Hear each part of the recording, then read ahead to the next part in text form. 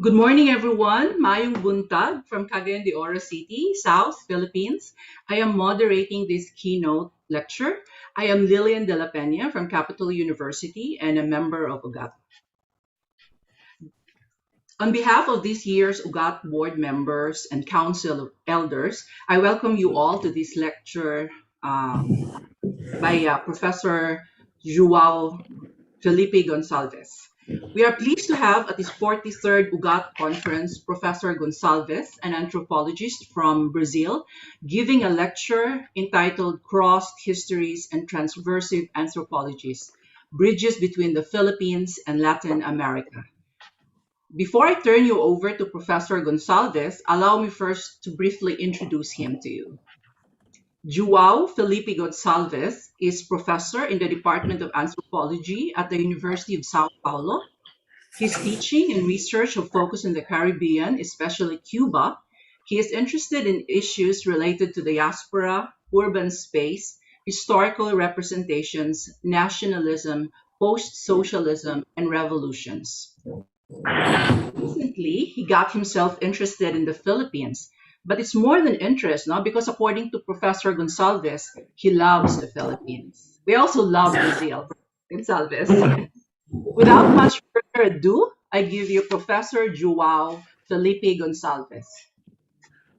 Thank you very much, Lilian de la Peña, for your generous introduction. Can you hear me now? Is that okay? Yeah. Any problems? Yes, sir. Okay, good.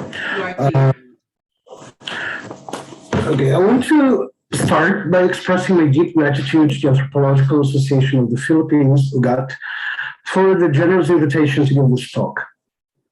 I am really honored and hope to live up to this responsibility.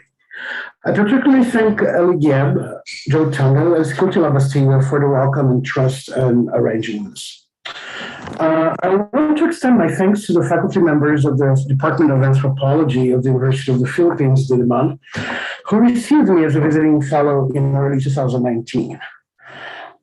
Special thanks should go to Professor Saul Dalisay, then the chair of the department, and to Professor Gideon Lasco, who's I think is here, who has since become my partner in crime, or rather my collaborator in the project of building bridges between the Philippines and Latin America. Well, in that visit to Manila, another Filipino colleague mentioned to me how he had felt at home during his travels in Latin America. In places like Peru, he said, he felt as if he had never left his native archipelago. His comment struck a strong chord with me. While traveling throughout the Philippines, I often had to remind myself that I was in the antipodes of my country and of my part of the world, and that despite the appearances, what I was seeing and experiencing was in Southeast Asia and not in Latin America. To mention only a few examples, I had this feeling in the markets of central Manila, on the campus of UP Diliman, in Calibos at Tiatihan, in the arcades of Iloilo, in the churches of Cebu, in the sugar mills of Negros, in the seaside boulevard of Dumaguete, and in the Lapitan City Plaza in Mindanao, to name a few. I don't want to obliterate the obvious differences between Latin America and the Philippines, but to stress the combination of familiarity and strangeness that people from either place may feel when visiting the other. That feeling, I can assure you, is as pleasant as it is uncanny. I actually highly recommend it. What is definitely less pleasant is the awareness that this good feeling has, to a large extent, a nasty origin, which is European colonialism. This is why I'm taking seriously UGAT's call to use the 5th centennial of the first circumnavigation of the globe as an occasion to reflect on colonialism and what I would call its prefixal others, anti, post, and decolonialisms. To contribute to this debate as a Latin American anthropologist, I will discuss 4 overlapping moments or dimensions corresponding to those erisms that reveal linkages and parallels between the Philippines and Latin America. These 4 moments colonial, anti-colonial, post-colonial, and decolonial, points to connections and elicit comparisons that can help us think on what global anthropology is and can be today. Okay, I'm just trying to make this into full screen, but I can't manage somehow. But anyway, okay. The very names of the Philippines and Latin America are like birthmarks that carry the sign of colonialism. The archipelago received this name in honor of Philip II, the Spanish king whose reign was the apex of Spanish colonialism. The continent, in its turn, receives a name in celebration of Amerigo Vespucci, the navigator who explored the coasts of America on behalf of two Iberian colonial powers. Another birthmark shared by the Philippines and Latin America is that fateful year whose fifth centennial we remember now. In March 1521, a Spanish expedition landed in the islands that the colonizers would soon call the Philippines. Across the ocean, and less than 6 months later, in August 1521, the Mexica Empire, otherwise known as the Aztec Empire, collapsed when another Spanish expedition conquered its capital, Mexico Tenochtitlan. These events led to long-lasting colonial connections between the two places. For nearly 300 years, the Philippines were administered from Mexico City, then the largest colonial city in the Americas. For the same nearly 300 years, commodities like silver, china, and spices traveled in the constant flow of Spanish galleons between Manila and Acapulco. Such maritime crossings carried not only goods, but also people, artwork, documents, books, even saints. And some, to use the C word, those ships carried culture. These multiple colonial links between Mexico and the Philippines only ended when Spanish colonialism crumbled in Mexico between 1815 and 1821. Well, actually, around this time, Spanish colonialism fell in all of continental America.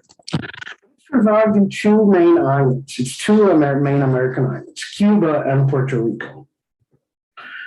Therefore, of all places in the world, it was, and probably not by chance, in two archipelagos, the Philippines in Asia and the Caribbean in the world, that European colonialism has lasted the longest.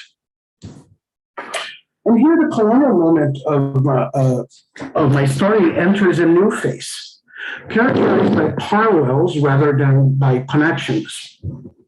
And Mexico and the galleons are now replaced by two other protagonists in my story, Cuba and sugar. These two words, Cuba and sugar, were already indissociable by the late 18th century, as indicated in a famous slogan created by a Cuban hacendado or landowner, who was also an ilustrado, a man of letters, an elite person. He said in the 18th century, sin azúcar no hay país. Without sugar, there is no country. By country, he meant Cuba, of course. In the Philippines, sugar never came to be the pervasive and destructive monoculture it was once in Cuba. But the similarities between their sugar industries in the 19th century are impressive. Large labor-intensive plantations, rapid rural industrialization, exports to the United States, expansion into new areas, in the Philippines, the island of Negros, and in Cuba, the island of Oriente. The province of Oriente. And the use of migrant labor from neighboring islands. In Negros, migrant labor from Panay, and in Cuba, migrant labor from Jamaica and Haiti, all of those in the 19th century. This mirroring between the two places went on into the 20th century, when American capital quickly took over the sugar industry in both countries. Here and there, haciendas and mills were replaced by giant centrales owned by personal American corporations. And both Cuban and Philippine economies became largely dependent on the capricious variations of sugar quotas decided in Washington. The Americans would set quotas of sugar they would buy from the other place.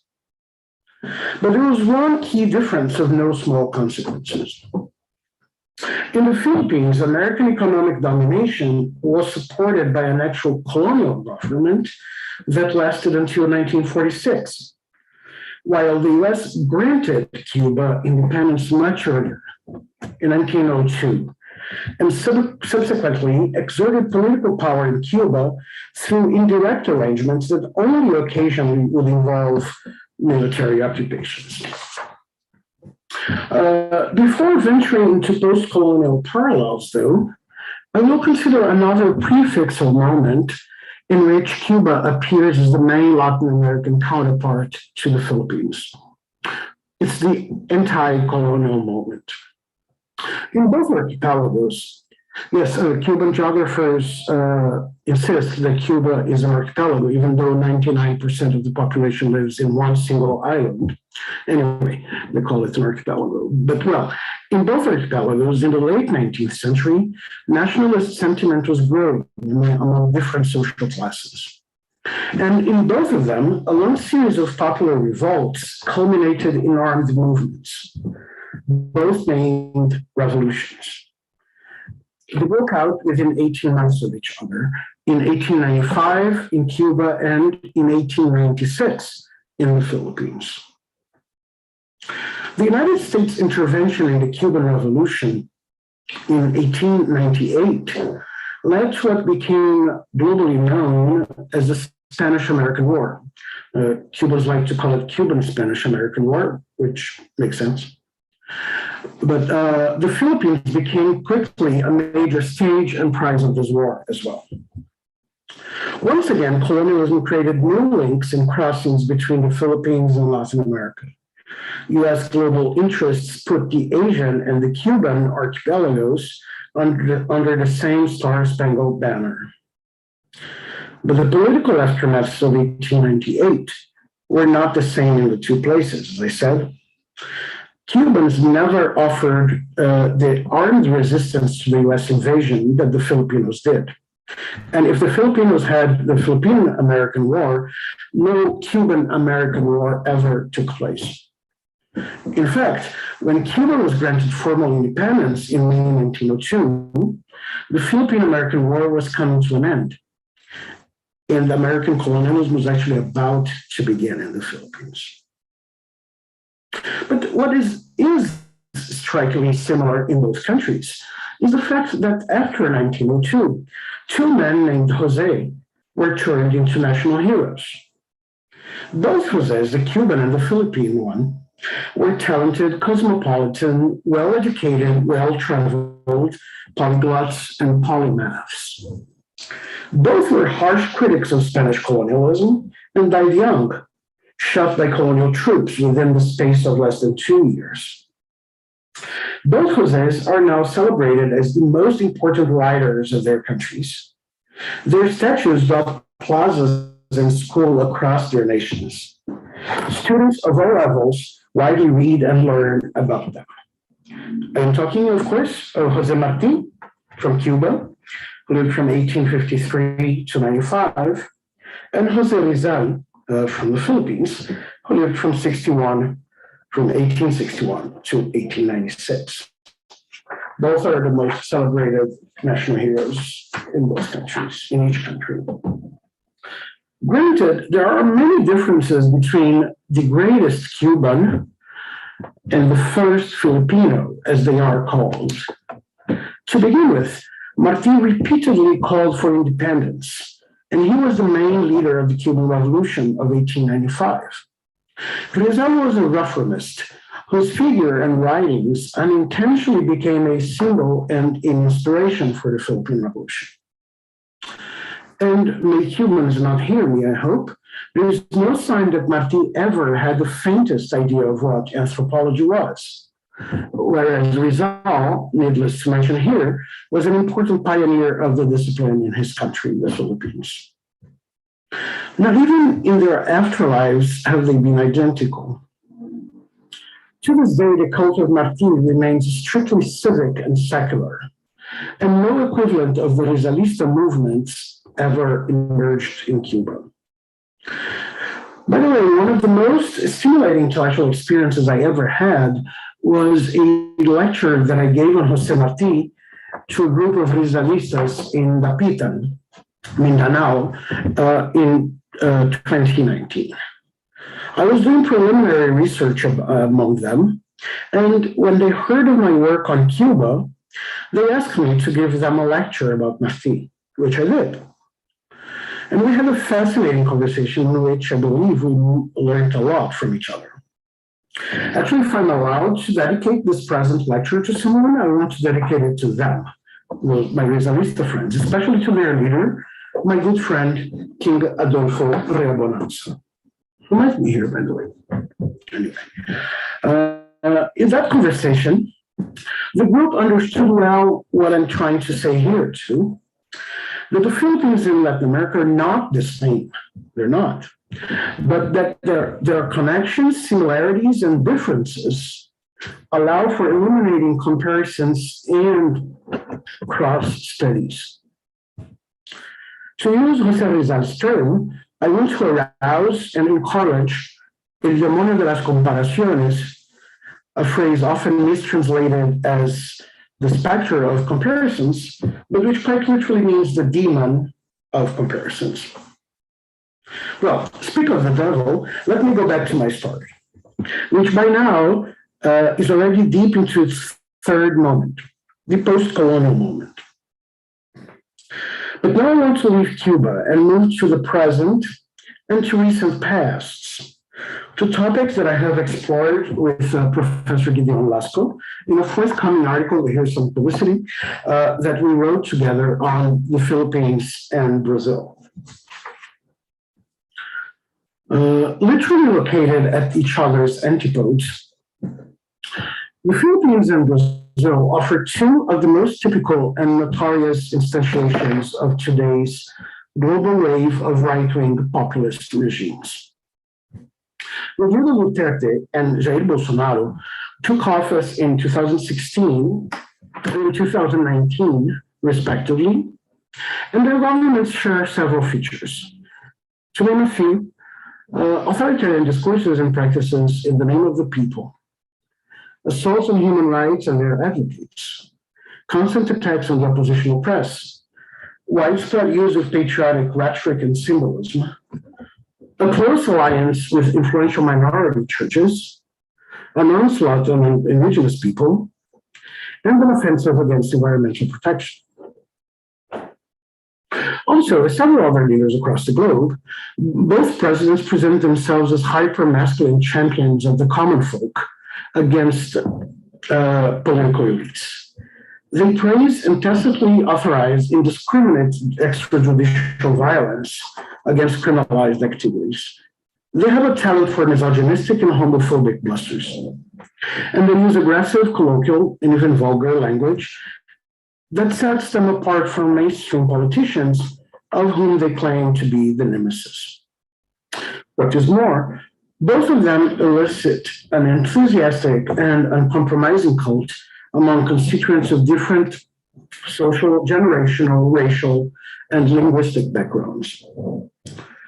These two presidents also share some positions about the fiercely right-wing developmentalist regimes that ruled both countries in almost exactly the same years, in the middle of the Cold War.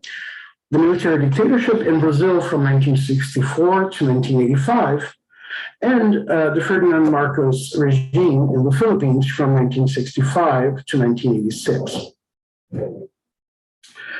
Two episodes illustrate the stance of the current presidents about these pasts.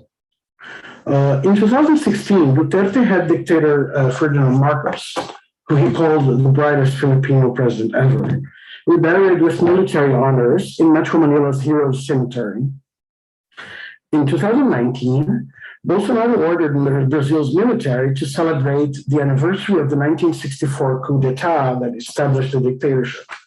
And he affirmed that the public reports of crimes committed by the dictatorship were, in his words, shams. This shared nostalgia for developmentalist authoritarian regimes has a notable gender bias. Take two examples that relate to women who acted as presidents in the period between democratization and the current administrations. In 2016, Bolsonaro voted in Congress for the impeachment of President Dilma Rousseff and dedicated his vote to a Brazilian military man condemned for torture he had committed during the dictatorship. He, military man, not Bolsonaro. This was particularly affronting because Rousseff herself had been tortured as a political prisoner in the 1970s. Well, in the Philippines, 3 years later, in 2019, the day after the 10th anniversary of President Corazon Aquino's death, Duterte said that, open quote, "She may be popular, she's popular today, but why? For losing her husband in the hands of Mr. Marcos," end of quote.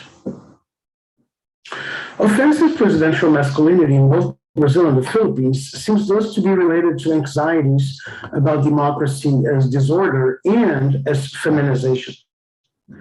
In both countries, the backlash against empowered women is probably related to the nostalgic fantasies of law and order, stability and progress that many Filipinos and Brazilians today associate with their past contemporaneous dictatorships. So, just as I began my story in 1521, as inaugurating several crossings and coincidences between our parts of the world, I'll end this short narrative with 2022, next year, when both young democracies in Brazil and the Philippines will be putting to new tests in upcoming elections. So far I've talked about the colonial moment, right? Especially the linkages between Mexico and the Philippines. And then established some colonial parallels between Cuba and the Philippines and talked about how similar Cuba and the Philippines were in their anti-colonial moments. And then I talked mainly about Brazil and the Philippines in terms of the post-colonial moment. So I kind of changed Latin American counterparts according to each moment. But you're thinking, okay, but what about the decolonial moment? After all, the term decolonization, with parentheses indeed, figures in the title of this conference. And I did mention a decolonial moment in this lecture in the beginning of it. You might also be curious about this issue because, as we know, the body of theorizations and studies associated with the term decoloniality has a clear Latin American, or to be more specific, South American stamp. Its most important names are the Peruvian sociologist Aníbal Quijano and the Argentinian literary critic Valterino, and to quote an anthropologist, the Colombian Arturo Escobar, not to be mixed up with another Escobar. Anyway, so this contrasts, of course, to the marked Asian and to a lesser extent African stamp of post-colonialism. So decoloniality, Latin America, post-colonialism, Asia and Africa. As you probably know, the most influential post-colonial theorists came from the Middle East, Taber Said, in South Asia, Beatrice Spivak and Homi Bhabha. And the bulk of empirical research framed as post-colonial studies has focused on Asia and Africa. That is, the colonial in the prefixal post-colonial meant originally and mainly the global process of which those two continents, Africa and Asia, were the predominant targets. That is, this colonialism is the domination, is supposed to mean the domination of other world areas by Northern European nations and by the United States throughout the 19th and the 20th centuries. However, as I said before, by the time this process began, most of Latin America had become politically independent, overcome what Latin Americans have long called also colonialism. So in this case, the term colonialism designates the early modern process of European expansion and global domination launched by Spain and Portugal in the 16th century, a process that lasted in most of Latin America until around 1821-22. In fact, Latin American schools today typically teach that the label colonialism applies only to this earlier global process of European rule, and that what happened subsequently in Asia and Africa is called neo-colonialism. This is why whenever I use the term colonialism in Brazilian classrooms talking about Asia and Africa, undergraduate students often ask for clarifications or maybe try to correct me, I don't know. They say, well, professor, you mean neo-colonialism, right? But it's not only undergraduates who get confused with all this terminology. When post-colonial studies became fashionable in Northern academia and was imported as a luxury item into Latin American and Latin American studies, many scholars had reactions that could be read as, wait a minute, we've been post-colonial for 2 centuries. And they referred not only to political sovereignty, but also to several Latin American critiques of colonialism, imperialism, Eurocentrism, racism, and capitalism, whose most famous global exports include, for instance, Mexican realism and dependency theory. Well, the debate on whether the colonial of post-colonial studies applied to Latin America or not led to important contributions about fundamental issues. It stressed, for instance, the deep relationship of colonialism with the transatlantic slave trade, and African American slavery, and helped curb the enthusiasm for ideas of hybridity defended by some post-colonial scholars. After all, there are important differences between what happened in the New World from the 16th to the early 19th centuries and what happened in Asia and Africa afterwards.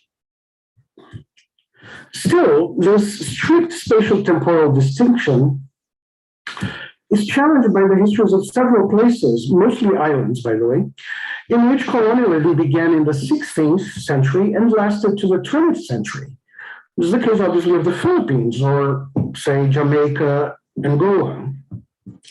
And by places where it persists to this day, like Puerto Rico and several other Caribbean islands that are still colonies.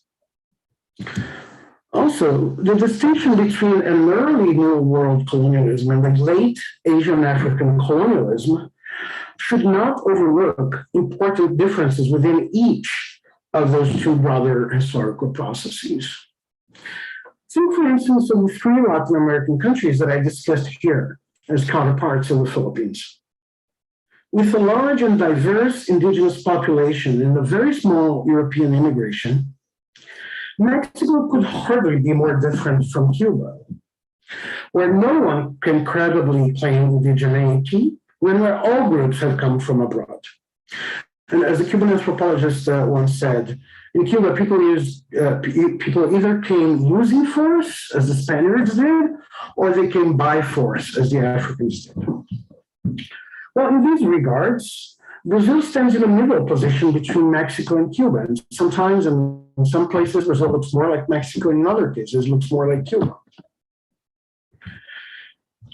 No wonder that the resistance of many Latin American and Latin Americanist scholars to post-colonial studies has led to sterile terminological debates that ended in quagmires. In some extreme cases, scholars from Latin America, or specialized in Latin America, entered a weird game that would include those things that could be read as, well, my colonialism is older than yours. Oh no, real colonialism happened here, not there. Or my post-colonialism is better than yours.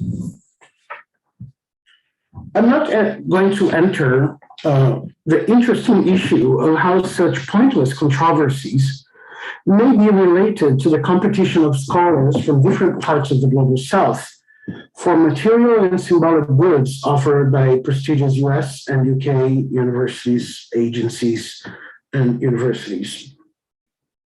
But I will suggest, maybe hoping that I'm wrong, that there is much of a regional revenge in the contempt in which several Latin American and Latin Americanist advocates of decoloniality hold post-colonial studies. This negative view is rarely articulated in written and public criticisms.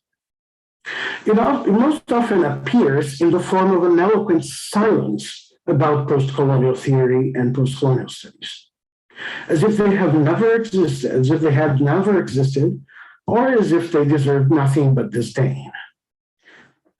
This negative view I'm saying is of many people who defend neocoloniality here in Latin America and among Latin American specialists as well. One of the few open criticisms that I'm going to use a malicious term, that decolonialists, one of the few open criticisms that decolonialists make to post-colonialism is that post-colonialists did not take these new world colonial experiences into sufficient account. I totally agree that early modern colonialism in the Americas matters a whole lot to critical analysis and practices, and that all forms of colonialism relate to what Aníbal Quijano calls the colonial matrix of power, or to what Walter Miolo calls the darker side of Western modernity. In fact, it is in the hope of overcoming regional parochialisms that I am here talking about connections and parallels between the Philippines and Latin America. But this, of course, cannot mean the replacement of one form of parochialism by another, as some decolonialists do when they implicitly accuse Asian and African post-colonial thinkers of, well, academic colonialism. So basically, that's what they're accusing post-colonial thinkers of, intellectual colonialism. There are two other major flaws in the decolonial project that were well criticized by the Chinese literary scholar Ming Donggu in an article published last year titled, "What is Decoloniality? A Post-Colonial Critique." Donggu's first point is that Walter Miolo's narrow concern with freeing the future from a colonial past entail a disregard for the empirical analysis of historical processes of colonization and of the legacies of colonialism in the contemporary world. I agree with Donggu's criticism, and more than that, I believe it applies not only to Miolo, but to the whole decolonial approach in general. This approach seems to assume that the best way to overcome the legacy of colonialism is not studying colonialism and not studying its persisting legacy. So it's some kind of magic. If you don't study it, if you don't talk about colonialism and its persisting legacy, that's the way to go about uncolonizing it. And of course, needless to say, the analysis of colonial legacy is one of the main interests and contributions of post-colonial thinkers, of post-colonial theory and post-colonial studies. Well, going back to Donggu, he argues that this first problem of the decolonial approach is related to a second one. It's, quote unquote, ahistorical and unrealistic character, revealed by the very etymology of the name. So he says, Donggu says, open quote, as a prefix, D serves the function of undoing or reversing a verb's action in words such as decompose, defrost, defuse, deactivate, de-anglicize, de-emphasize, and so on. End of quote. Donggu goes on to show that the problem goes beyond etymologies. For at least in Miolo's work, he says, the root meaning of "de" is used as undoing. And Miolo categorically says decoloniality is undoing. Well, the idea that one can possibly reverse history, restore pre-colonial purity, and undo colonialism and its social cultural effects is as magical as the idea that not studying them makes them disappear. In sum, what the decolonial perspective, in my view, claims to do is a double trick of magic, in which if you don't think, you don't talk about something, it will retroactively disappear. The implicit motto here is, well, let's undo colonialism by ignoring it. At any rate, even if you're not as critical of the decoloniality perspective as I am, I hope we can all agree that we do not live in a decolonial world. Even according to the internal logic of decolonialists, a decolonial world is still to come. It lies in the future. If this is so, there's no real decolonial moment that I can actually discuss here, at least not in the sense of an actually existing post-colonial moment. And here we arrive at the fundamental difference between the two sides in the silent war of prefixes, post versus decolonials. Post-colonial refers both to an intellectual movement and to one of the global realities that it quickly studies, the world we live in. Decolonial may refer to a scholarly movement or an intellectual attitude or an utopic project, but it does not describe an actually existing historical reality. Well, to talk as an anthropologist, I'm saying that I cannot think of one single field site on this planet that is not post-colonial. Nor can I think of a field site on this planet that is actually decolonial. Therefore, a supposed decolonial moment of connections and parallels between the Philippines and Latin America can, at best, be an intellectual project and a project for the future, not a reality that we can go about analyzing, like the realities that I located in the colonial, anti-colonial, and post-colonial moments in this lecture. In other words, a decolonial moment, at least for now, is a normative horizon and an intellectual move. And this is why, by the way, I have been talking a bit maliciously about decolonialists rather than decolonial scholars.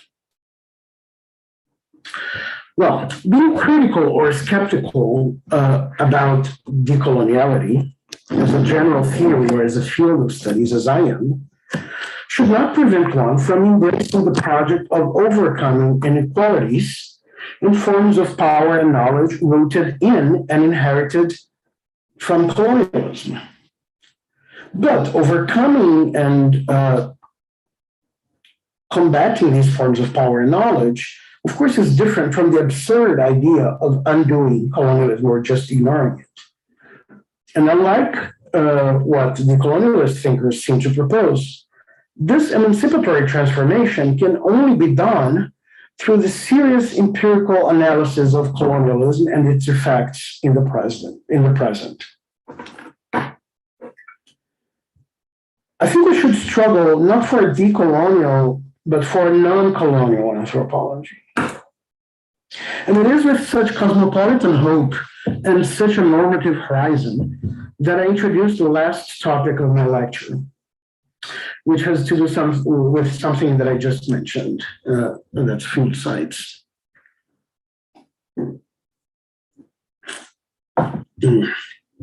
Well, at least since 1973, when Talal Asad edited and published a book called Anthropology and the Colonial Encounter, and especially after the publication of Writing Culture, edited by James Clifford and George Marcus in 1986, Anthropologists based in the global north have made numerous epistemological and political critiques of the discipline's historical relationship with colonialism. Such critiques are not only valid and important, but they have the highly positive effect of making the awareness of this relationship part of our scholarly common sense.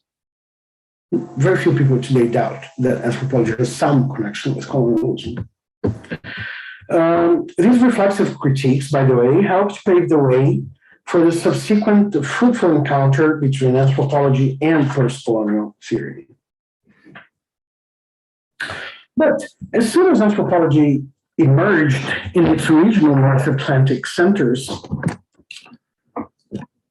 in Western Europe and the United States, it started traveling to other parts of the world, parts that those centers tended to consider mostly as a place to study, a part of the savage slot, to use Michel Rothrouille's term. The savage slot that anthropology was supposed to examine, not where it should be practiced. But as all traveling cultural forms, anthropology became something else when it started actually being practiced elsewhere, outside the North Atlantic. Well, in places like the Philippines and Latin America. We need only to think of the Philippines, where before Americans institutionalized anthropology as a colonial practice, thinkers like José Rizal and Isabella de los Reyes had already put European anthropology or anthropological knowledge to the service of anti-colonial ideals. Such a fascinating trajectory has no equivalent in Latin America, where, as you know by now, colonialism was over by the time anthropology emerged as a discipline. But what Latin America does have a lot in common with the Philippines is what came later, postcolonial anthropology.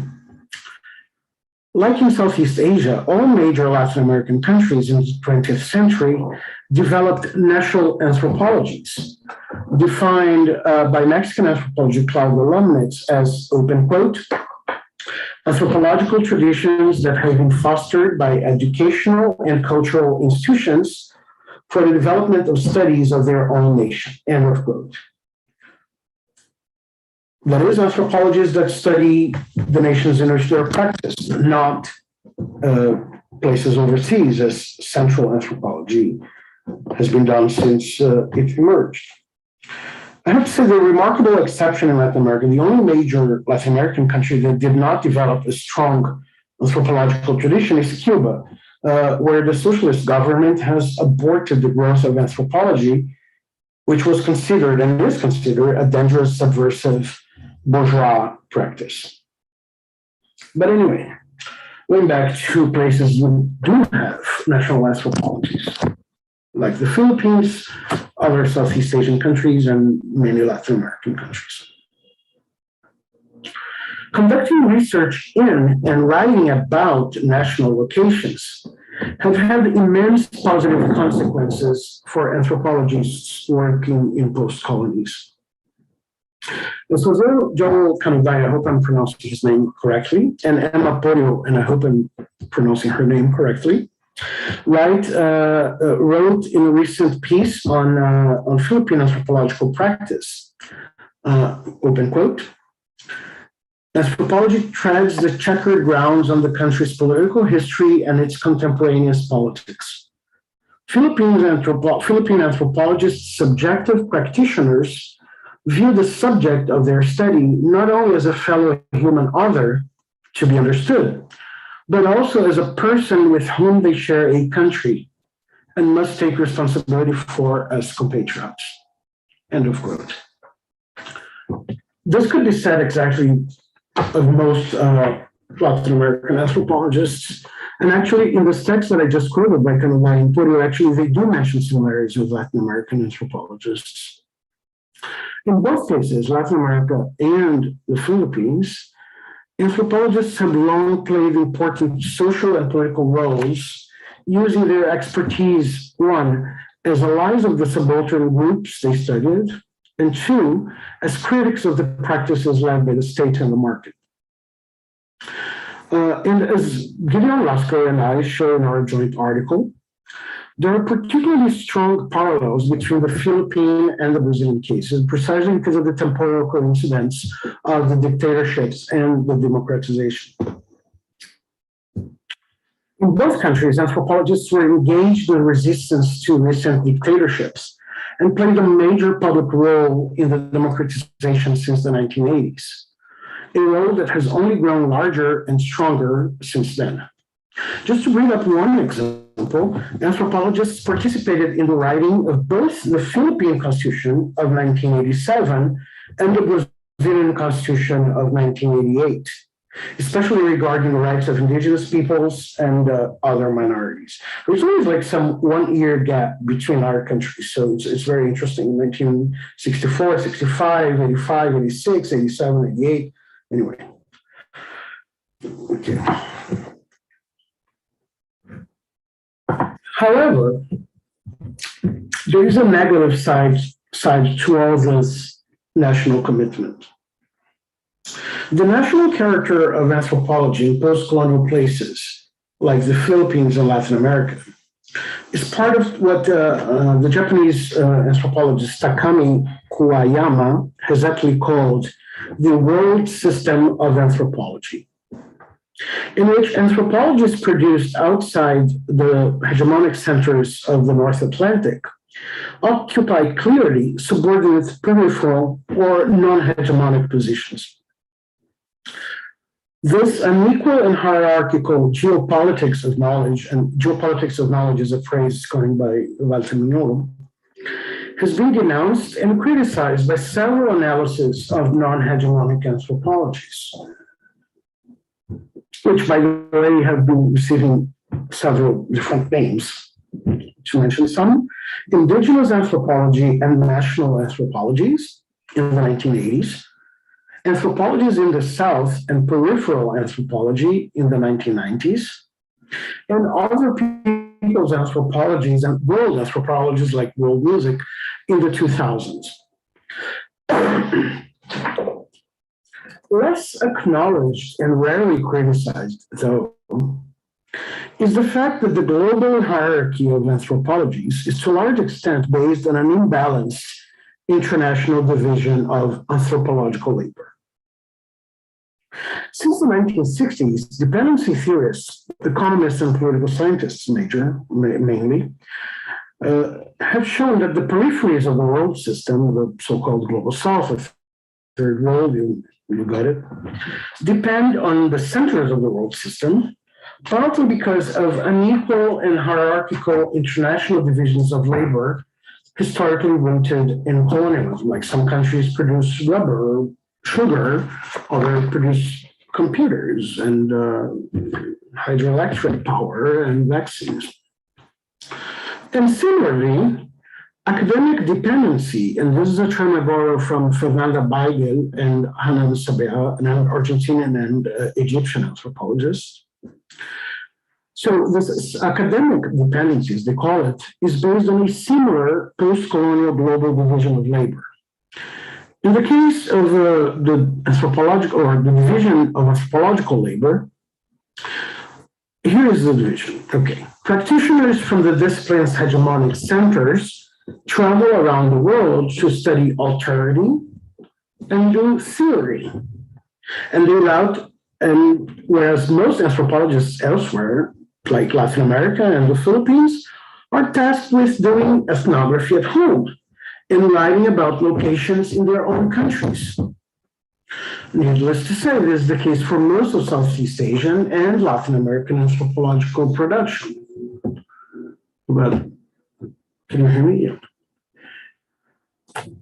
In places like ours, anthropology has been the handmaiden of nationalism to a large extent.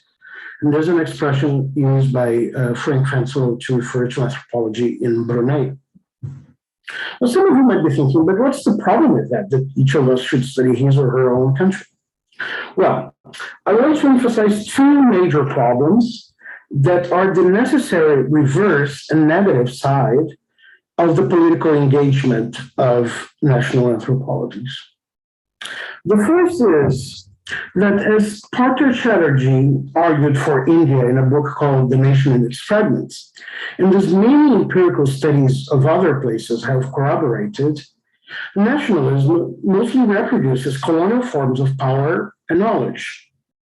Nation states and national ideologies not only perpetuate racial, gender, religious, ethnic, class, regional exclusions and hierarchies inherited from colonialism, but they also naturalize ideas of territorially bounded communities that should be subjected to modern states or modern bureaucracy.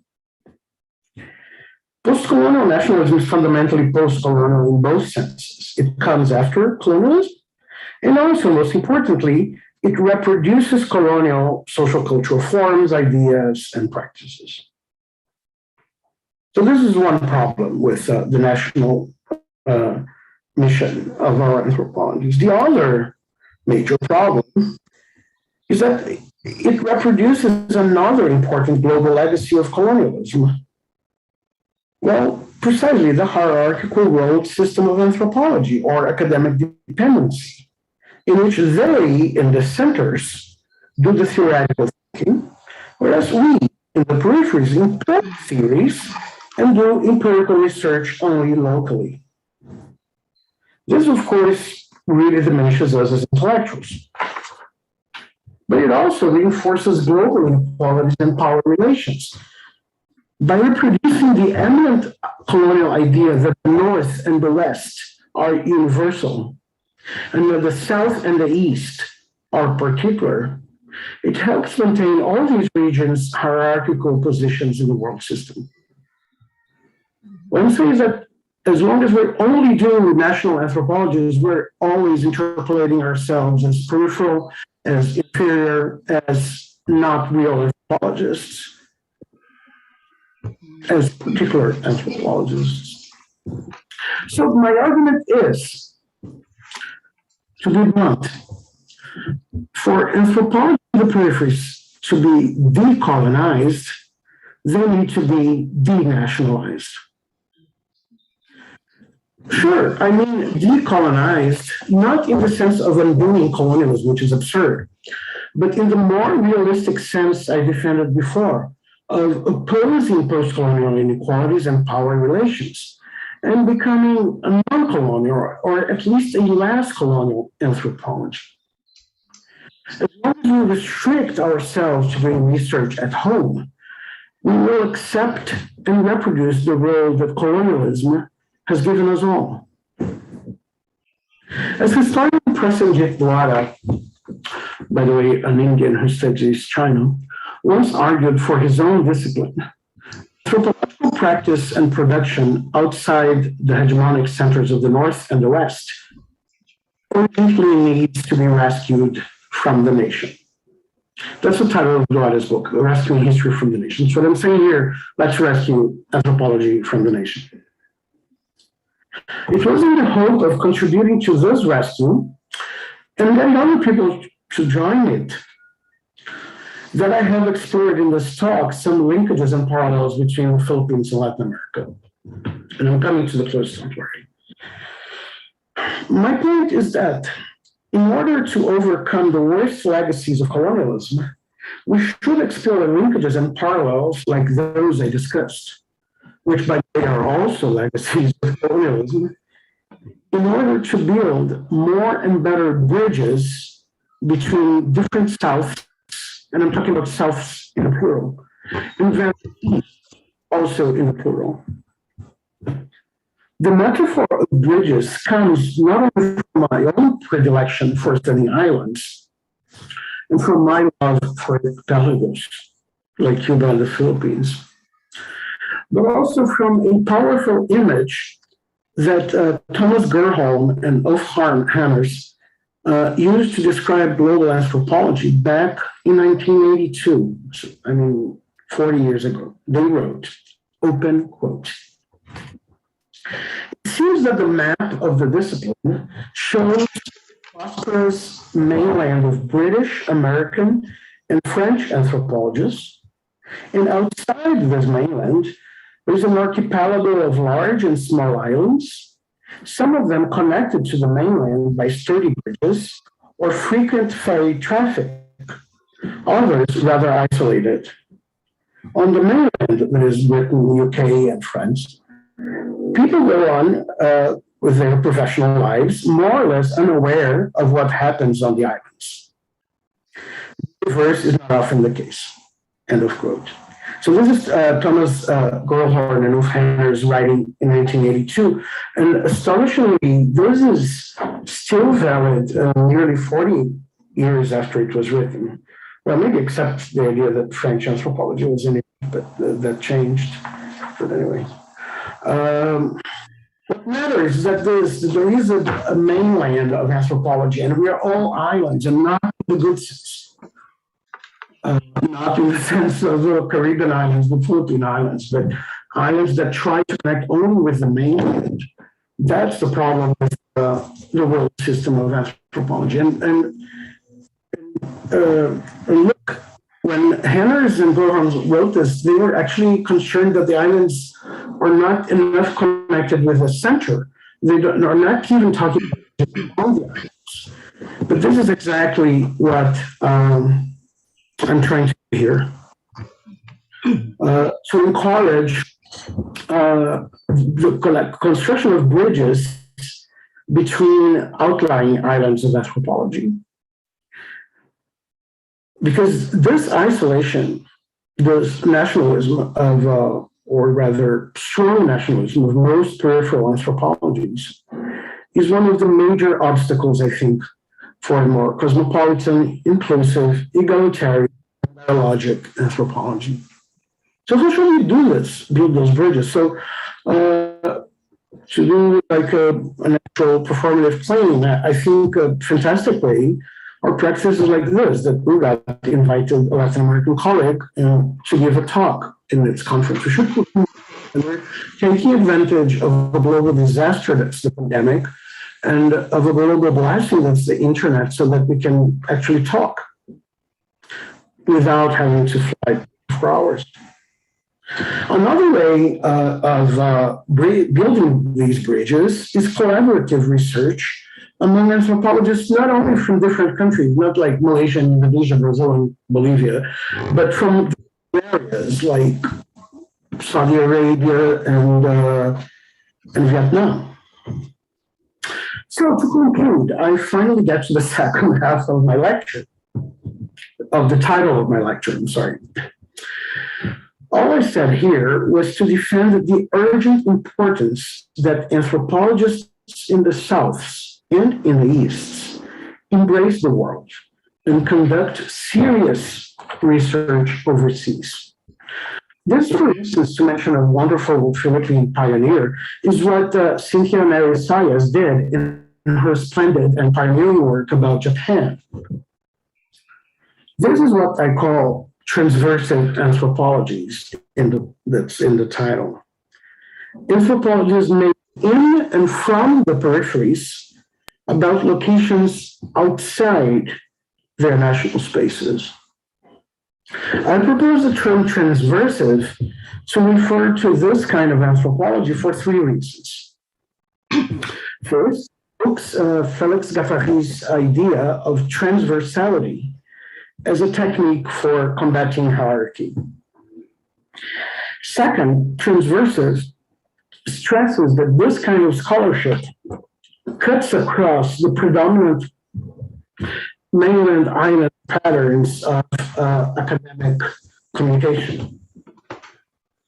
And finally, after I've been talking about so many prefixes, I take the liberty of adding the suffix "iv" to transversal, transversive, to connote the agentive and transformative character of the dissident academic practice. Some may think this is simply a question of who can study what and where, but it's not. We all know that the choice of field sites is of utmost epistemological and political relevance in our discipline. Field practices can be is emancipatory for peripheral anthropologists today as transcending their national missions. In sum, to go back to our friend Jose Rizal, we have to exercise el demonio de las naciones, the demon of the nations. Thank you. I spoke for exactly 58 minutes. Thank you, Professor Gonçalves, for putting us in this magical space, no, to rethink, question our individual academic positions toward transversive anthropology. Yes, very interesting. Thank you so much. The floor is now open for questions from the participants. We have 70 participants. For the open forum, we have two options here. You can either engage Professor Gonçalves using the chat box. You write your questions and I will read, or you click the raise hand reaction. I will call your name and then you unmute yourself. Okay?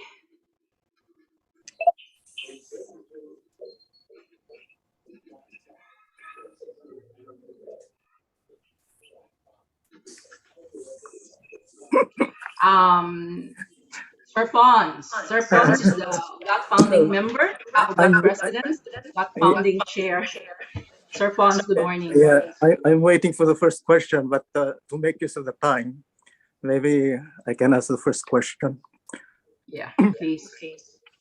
Thank you. How do I call you? Dr. Gonçalves. Thank you for that provocative lecture. Due to some technical glitches, I missed portion of your paper, but I struck by two points. The point on the magical critique of decoloniality. I'm speaking from outside of academia, so I'm not familiar with the literature. I haven't kept up with the literature this past 30 years or so. But you touch on two things that are close to what we are doing, or I myself am doing. This notion of magic in the magical realistic world of Latin America and the Philippines. So my question is this: in terms of the magical critique of decoloniality, I take magic to, following the tradition of Malinowski, I take magic as an instrument to resolve conflict between fears and hopes. A sense of danger, a sense of anxiety generates magical behavior, but in hopes of achieving something. So in that sense, a magical critique is not necessarily coming out of fantasy, out of a discontent with the method of decoloniality as developed in Latin America. But I got interested also in the emphasis on the prefix "de" of undoing.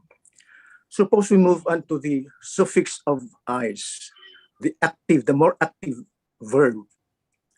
And in the Latin American tradition, so far as I am in touch with my opportunistic reading of the literature, there's also this notion of planetarianization, with emphasis on the planet and the nice, planetarianization.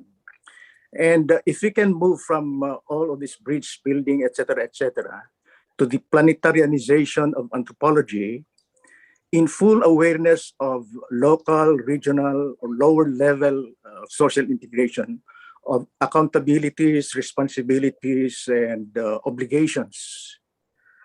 So could we ask the question, for instance, what happened in Latin American academy that brought about this whole tradition, the emerging tradition of decoloniality, instead of moving into decoloniality as a struggle for self-determination at different levels? So the emphasis is on the struggle rather than simply undoing. Undoing for what?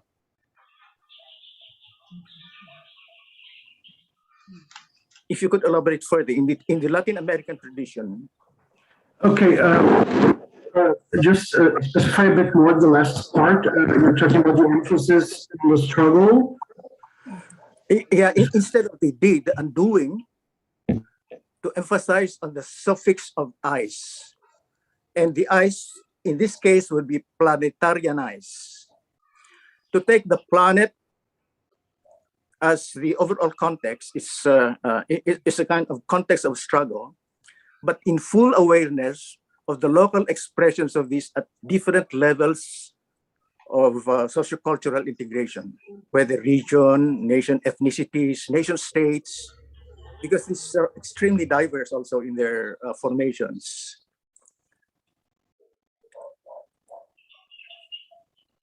Okay, should I answer now or Yes, take yes, more time?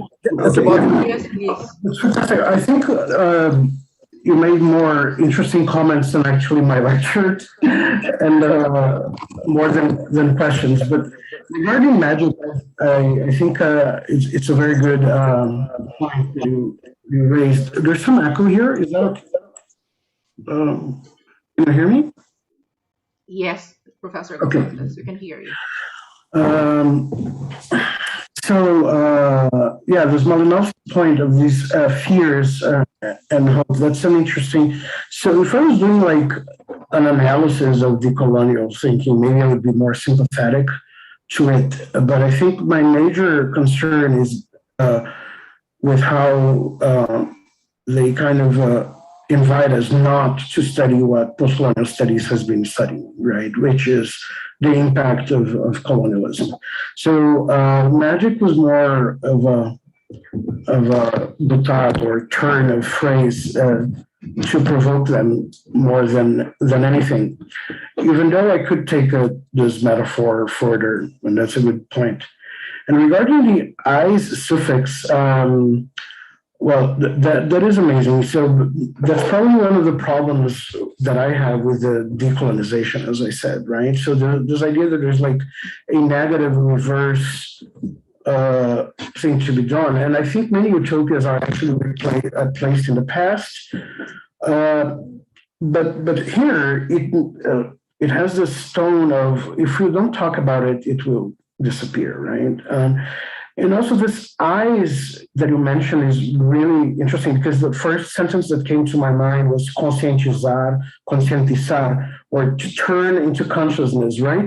Which Paulo Freire, for instance, used very much, which is like a much more proactive, let's say, a move than decolonialize, which is really a strange thing for someone who writes in a colonial language like Spanish or like English. It's something really problematic. So even though eyes can be used as in like colonize, but I think like eyes is a much more promising suffix, and I think that's the matter, right? So because what I want. I'm sorry, I'm thinking along as I speak, right? So what I like about the decoloniality is the idea that we can struggle towards something. But it's really ironic that they point towards a horizon by talking about something that is really impossible to do. And I don't know how someone can transform the world without knowing it. So, yeah, or maybe I'm just influenced by some things I see here in Brazil. For instance, I literally saw a lecture in which an anthropologist said that we shouldn't study power because this is a Western invention. This is a colonial invention. Okay, so if you don't study it, it disappears. It's like, oh, wonderful, right? So in a way, it's almost like going beyond Marx, that Marx's statement that philosophers so far have understood the world, now we have to transform it. And as if they're saying, well, to transform it, we don't need to understand it. So it's kind of a denial. So that's how I see it. So anyway, I appreciate your focus on the eyes, even though I don't know if I answered your question. Thank you. Sure, Pons. Is there a follow-up question? If there's none, we have one. Oh, okay. You have? Hindi. There's none. We have here Magtanong na muna. from Mamaya na ako UGAT board member Ellie Webb. It says, I find highly interesting your idea of transversive anthropology. That is, that we should go beyond the national geographic confines of local struggles and connect with other local places of other nations to form a global network of locals.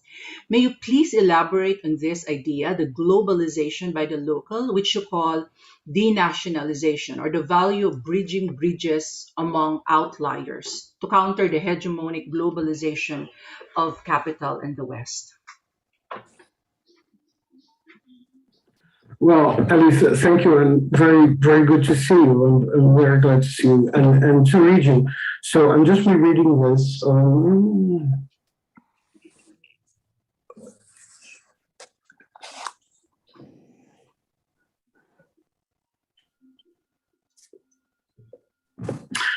okay. Yeah. Maybe you're thinking I'm more ambitious than I am, because like this globalization of capital in the West, I don't know how we can get there. I mean, if I were a decolonialist, they say that they will change the world by writing literary critics at Duke University, but so I don't think we have that power. But I think that at least we're not reproducing the idea that they are the unmarked category and that we just understand ourselves, right? So that we can study others. So so I'm still in the on the side of knowledge, in the power knowledge relationship. So I think that's one of the things that we can do. But if you think of like places like the World Bank, right? So that people who live in Washington, D.C. go around telling people what they should do, etc. So maybe, I don't know, people who plant rubber trees in Malaysia and Brazil can have a better understanding for each other. And for instance, bureaucrats and specialists who come from Washington, right? And so I think we could extrapolate that towards other areas, but I think we should start as anthropologists. And I know there's many issues involved. Of course, it's hard for me to get to the Philippines.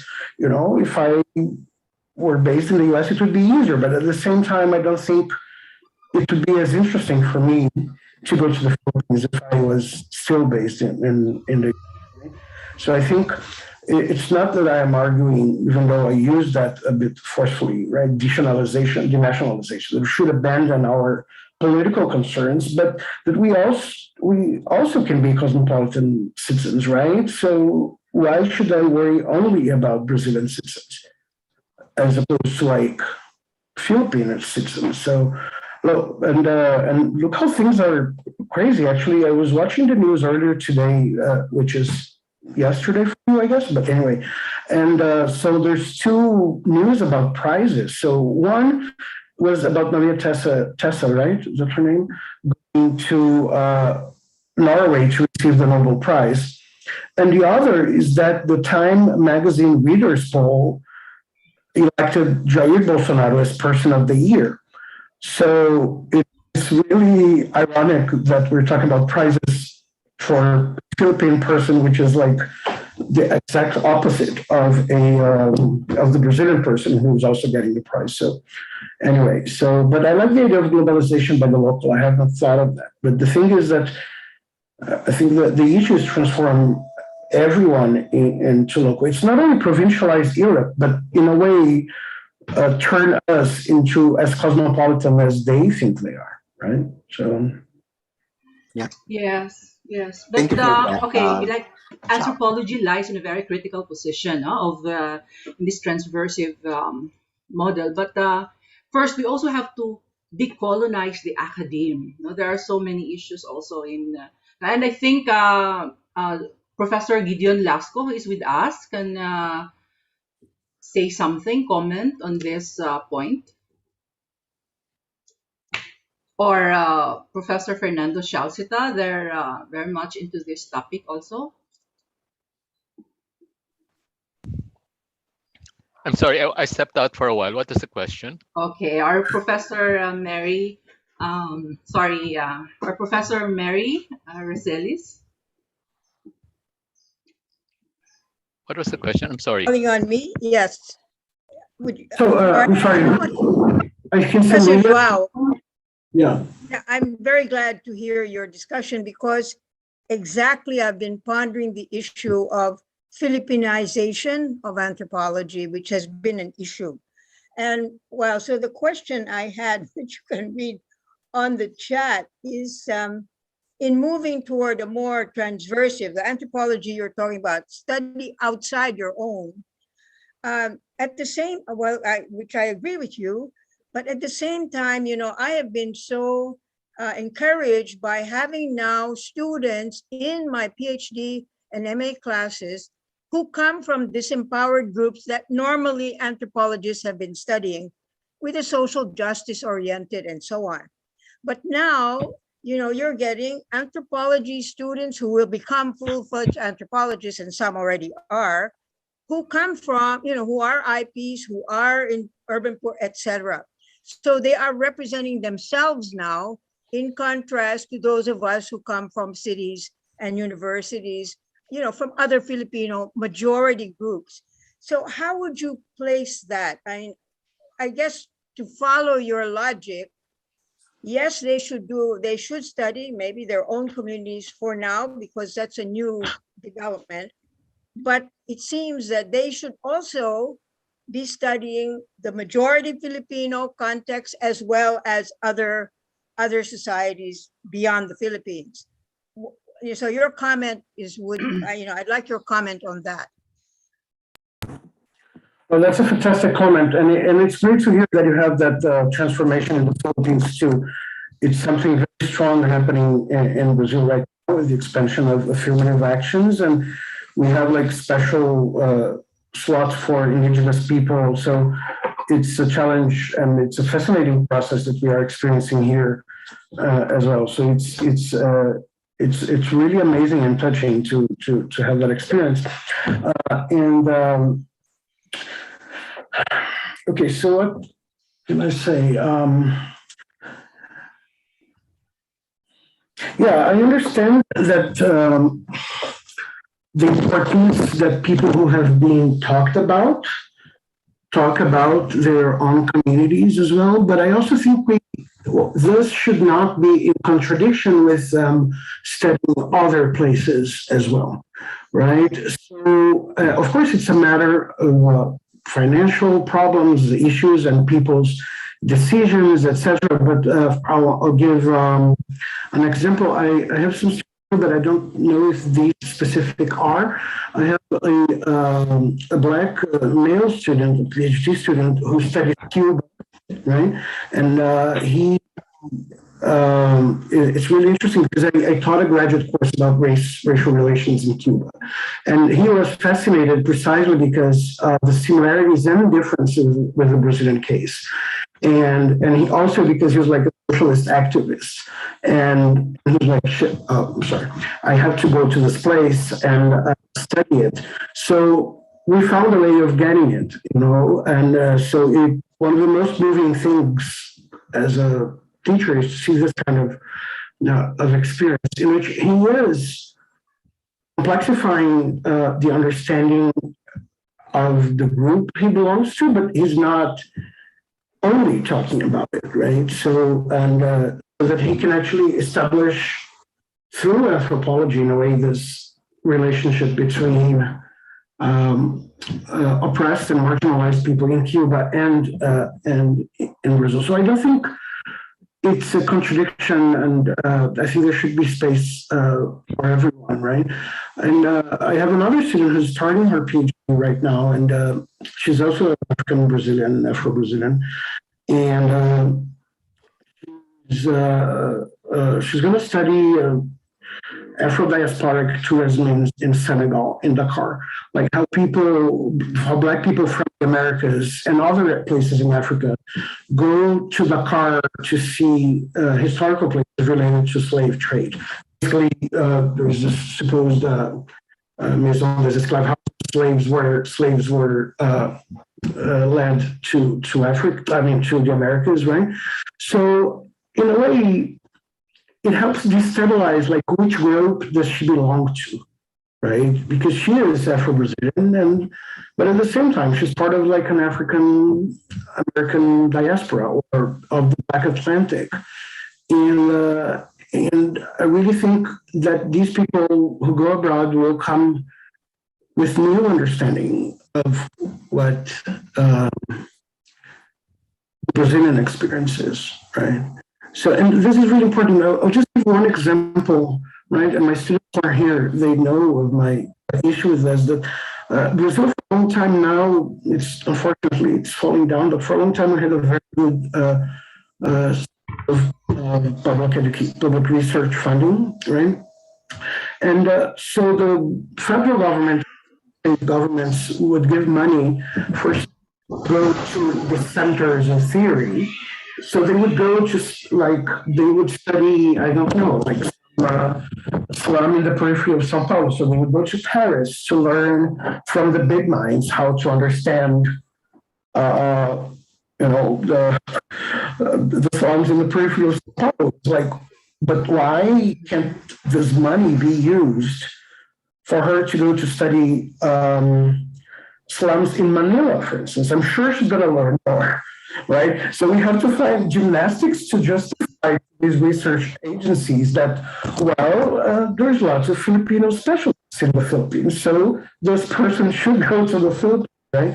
So it's ironic that so many people are invested in like going to the center and being blessed with this glorious knowledge from the north, and so hopefully we'll help change each other without having to go through the mainland, right? So answer, but anyway, we're all learning. So, but thank you.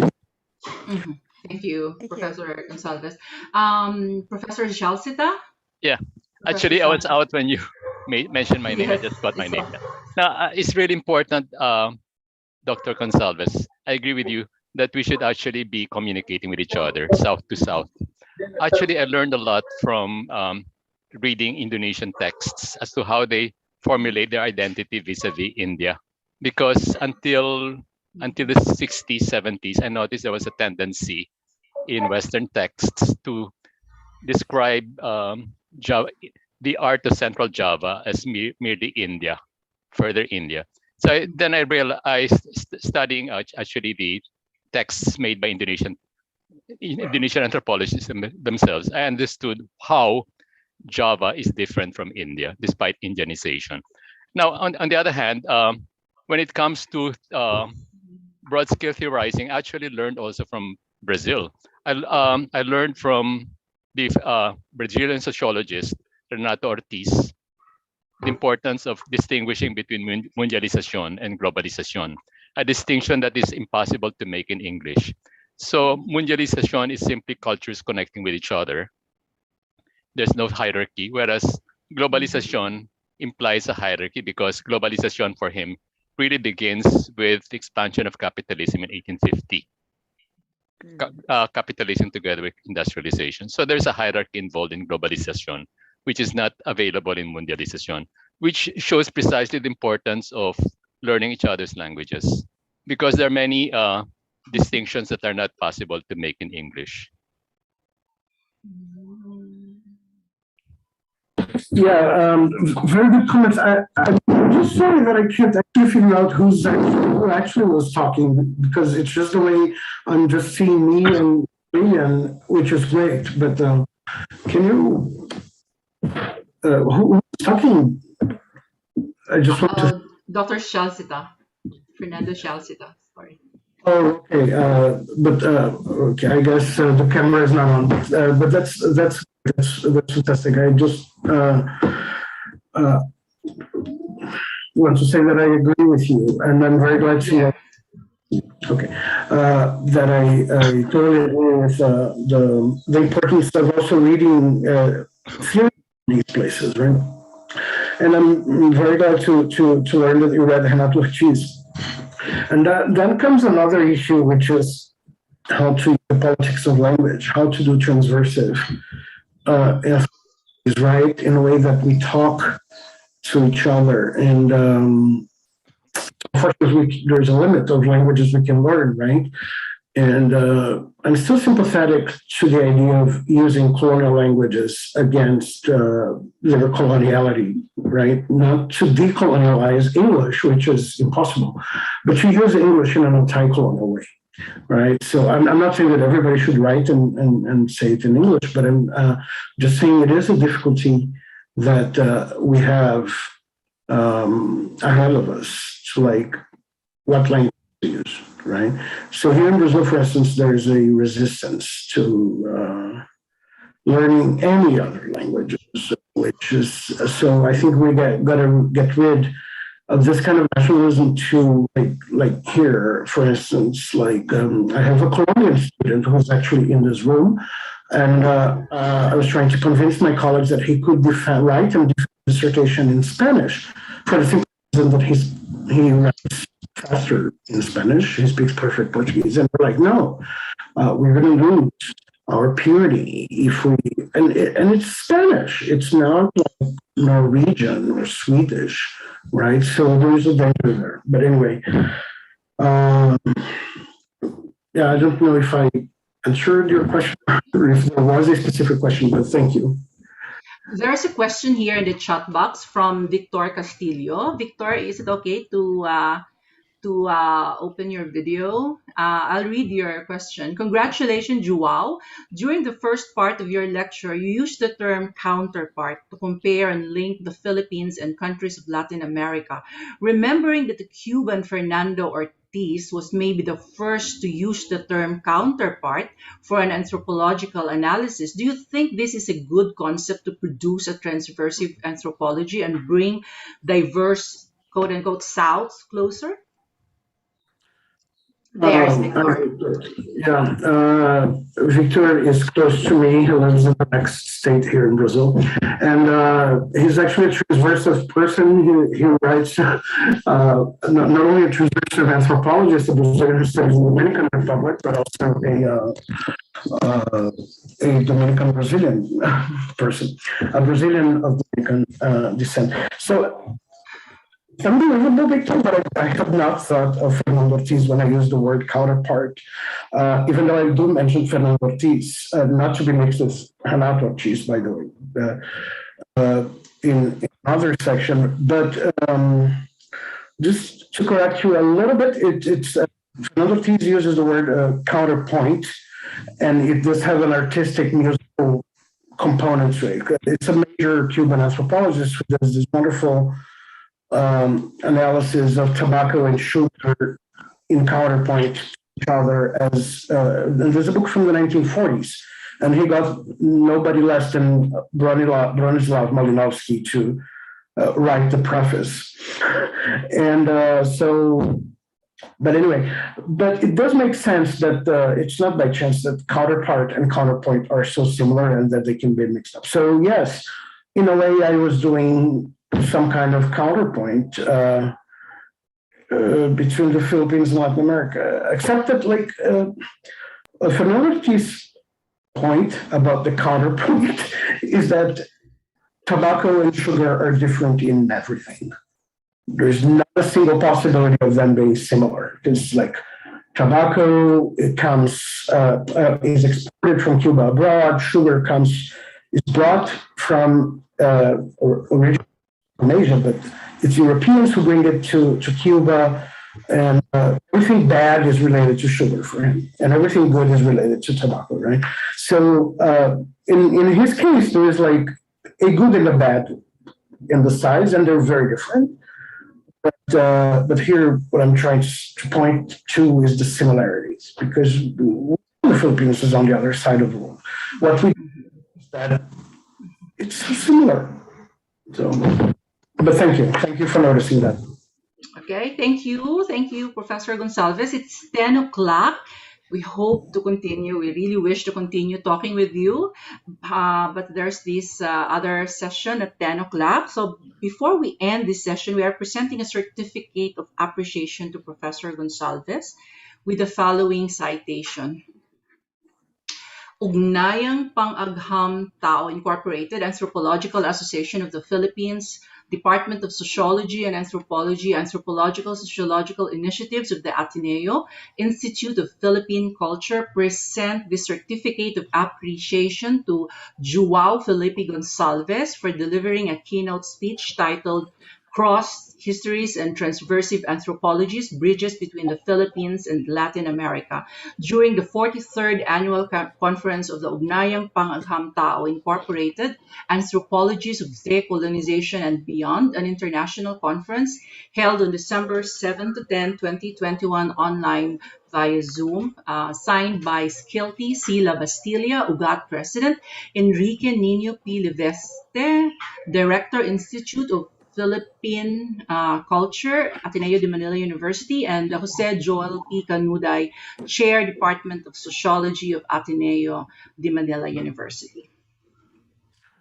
Thank you so much, Professor Gonçalves. We hope to continue conversing with you.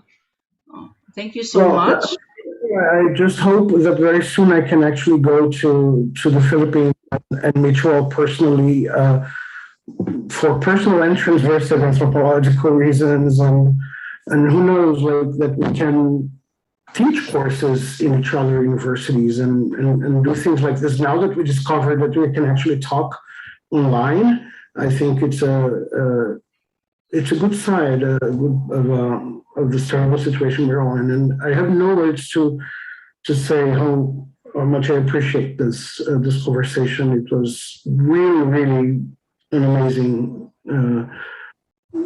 debate for me. So thank you very much all for coming and participating and listening to my talk without slides, which I know is very exceptional these days. But thank you very much. Well, yes, thank you so much also. We thank all the participants for coming to the lecture, and please stay for the UGATAN at 10 o'clock, so very soon. UGATAN is a discussion with the UGAT's Council of Elders on issues regarding that came out of this on the third day of this conference. So thank you everyone, and have a good day. You too, you guys. It's 11 here, so I shall leave, but thank you very much, everybody. Take care. Thank you, Lilian.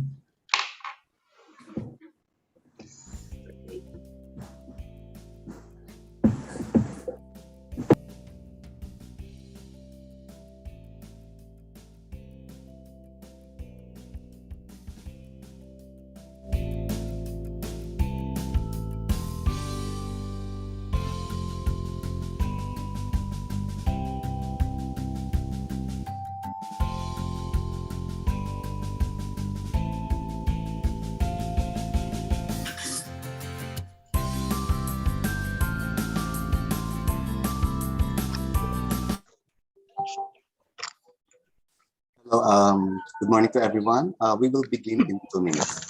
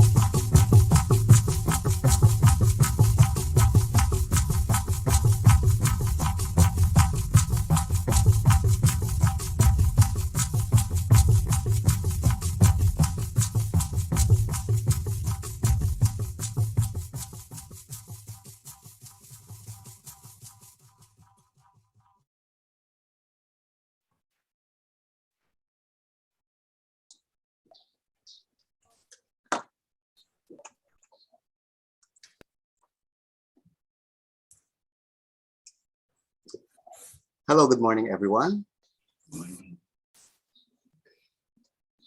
Wait, how's my sound first? Yeah, everything is okay? Yeah. Good morning, everyone. I am Lilian, one of the conveners of this year's UGAT conference. My nickname is Ellie, and I am the moderator for this session. Welcome to the UGATAN Roundtable discussion.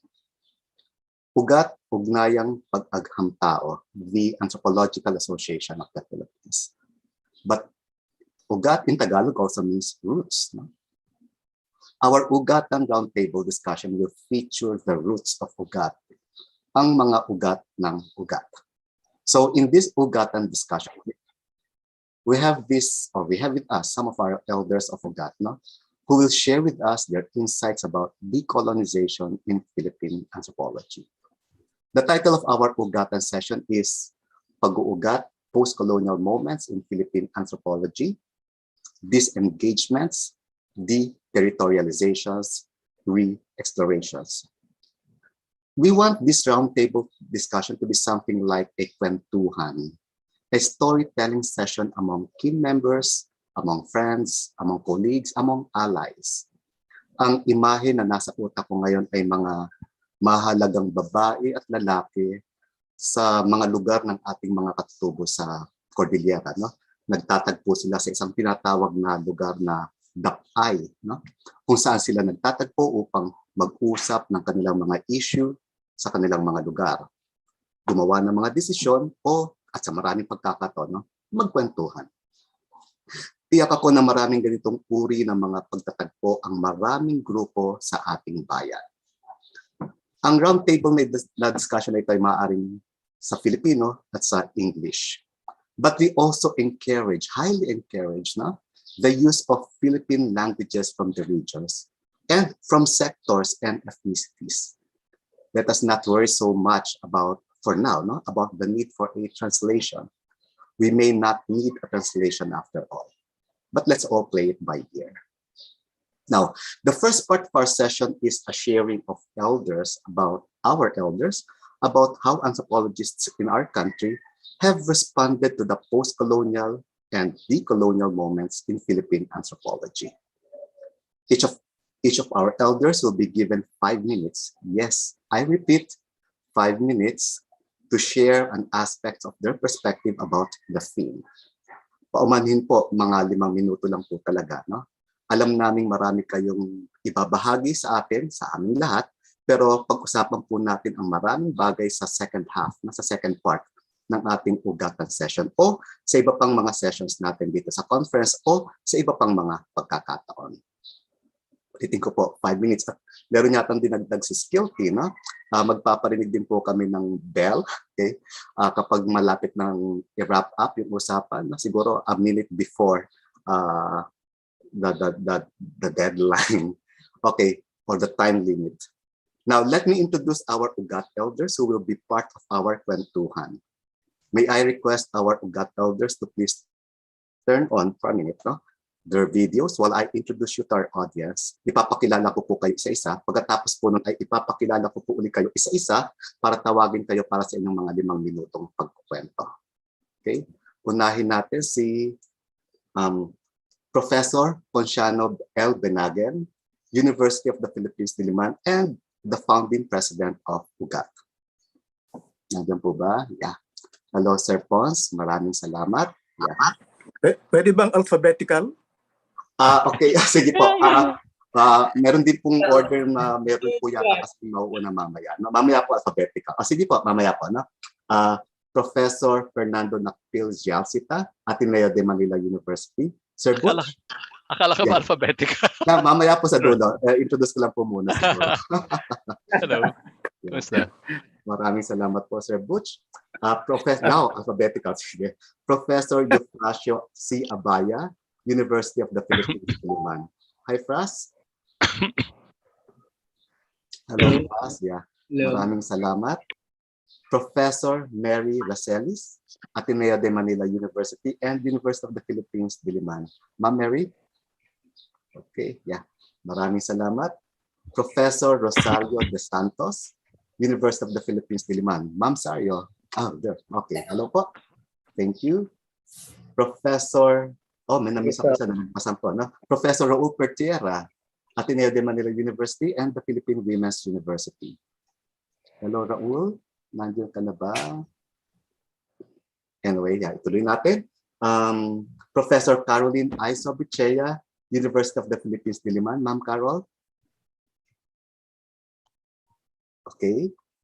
And Professor Michael L. Tan, University of the Philippines, Diliman. Hi, Mike.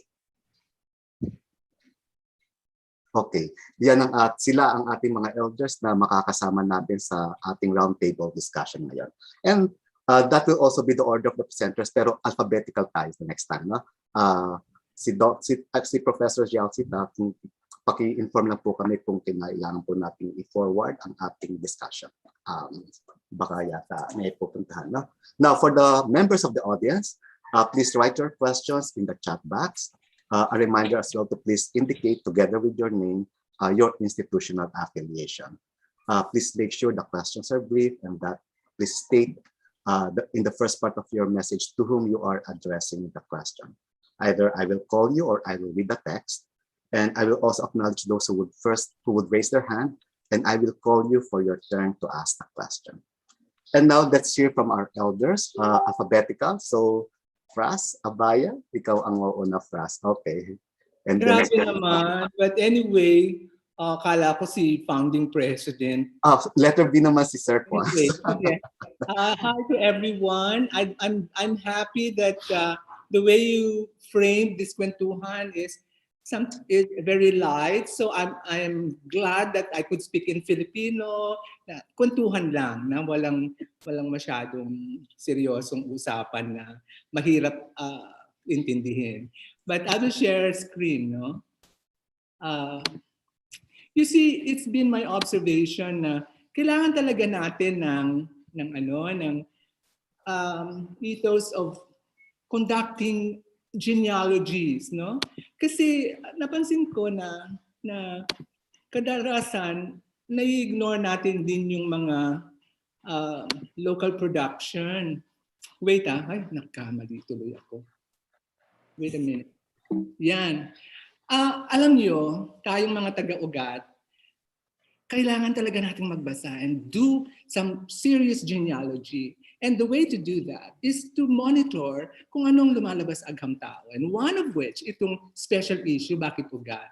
And here, I think, we will learn kung paano nag-umpisa, ano yung mga twists and turns sa ating organization, ano yung mga struggles, ano yung mga accomplishments, ano yung mga future endeavors. And I want to think that ugat, in terms of its role in pursuing so-called decolonialization, and this time yung shifting of discourse on decoloniality, and daming mga shifts. And I think UGAT has provided some kind of the groundwork. So we have to revisit a lot of this literature na coming out of UGAT. No? And this is by, of course, Bennagen.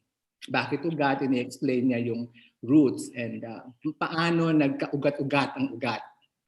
Next is this issue, and I find this very underutilized. Kasi dito sa issue ito, in trajectories of the anthropological in the Philippines, Bennagen contributed another critical essay. And this is the one called Katutubong Kaalaman at Kakayahan.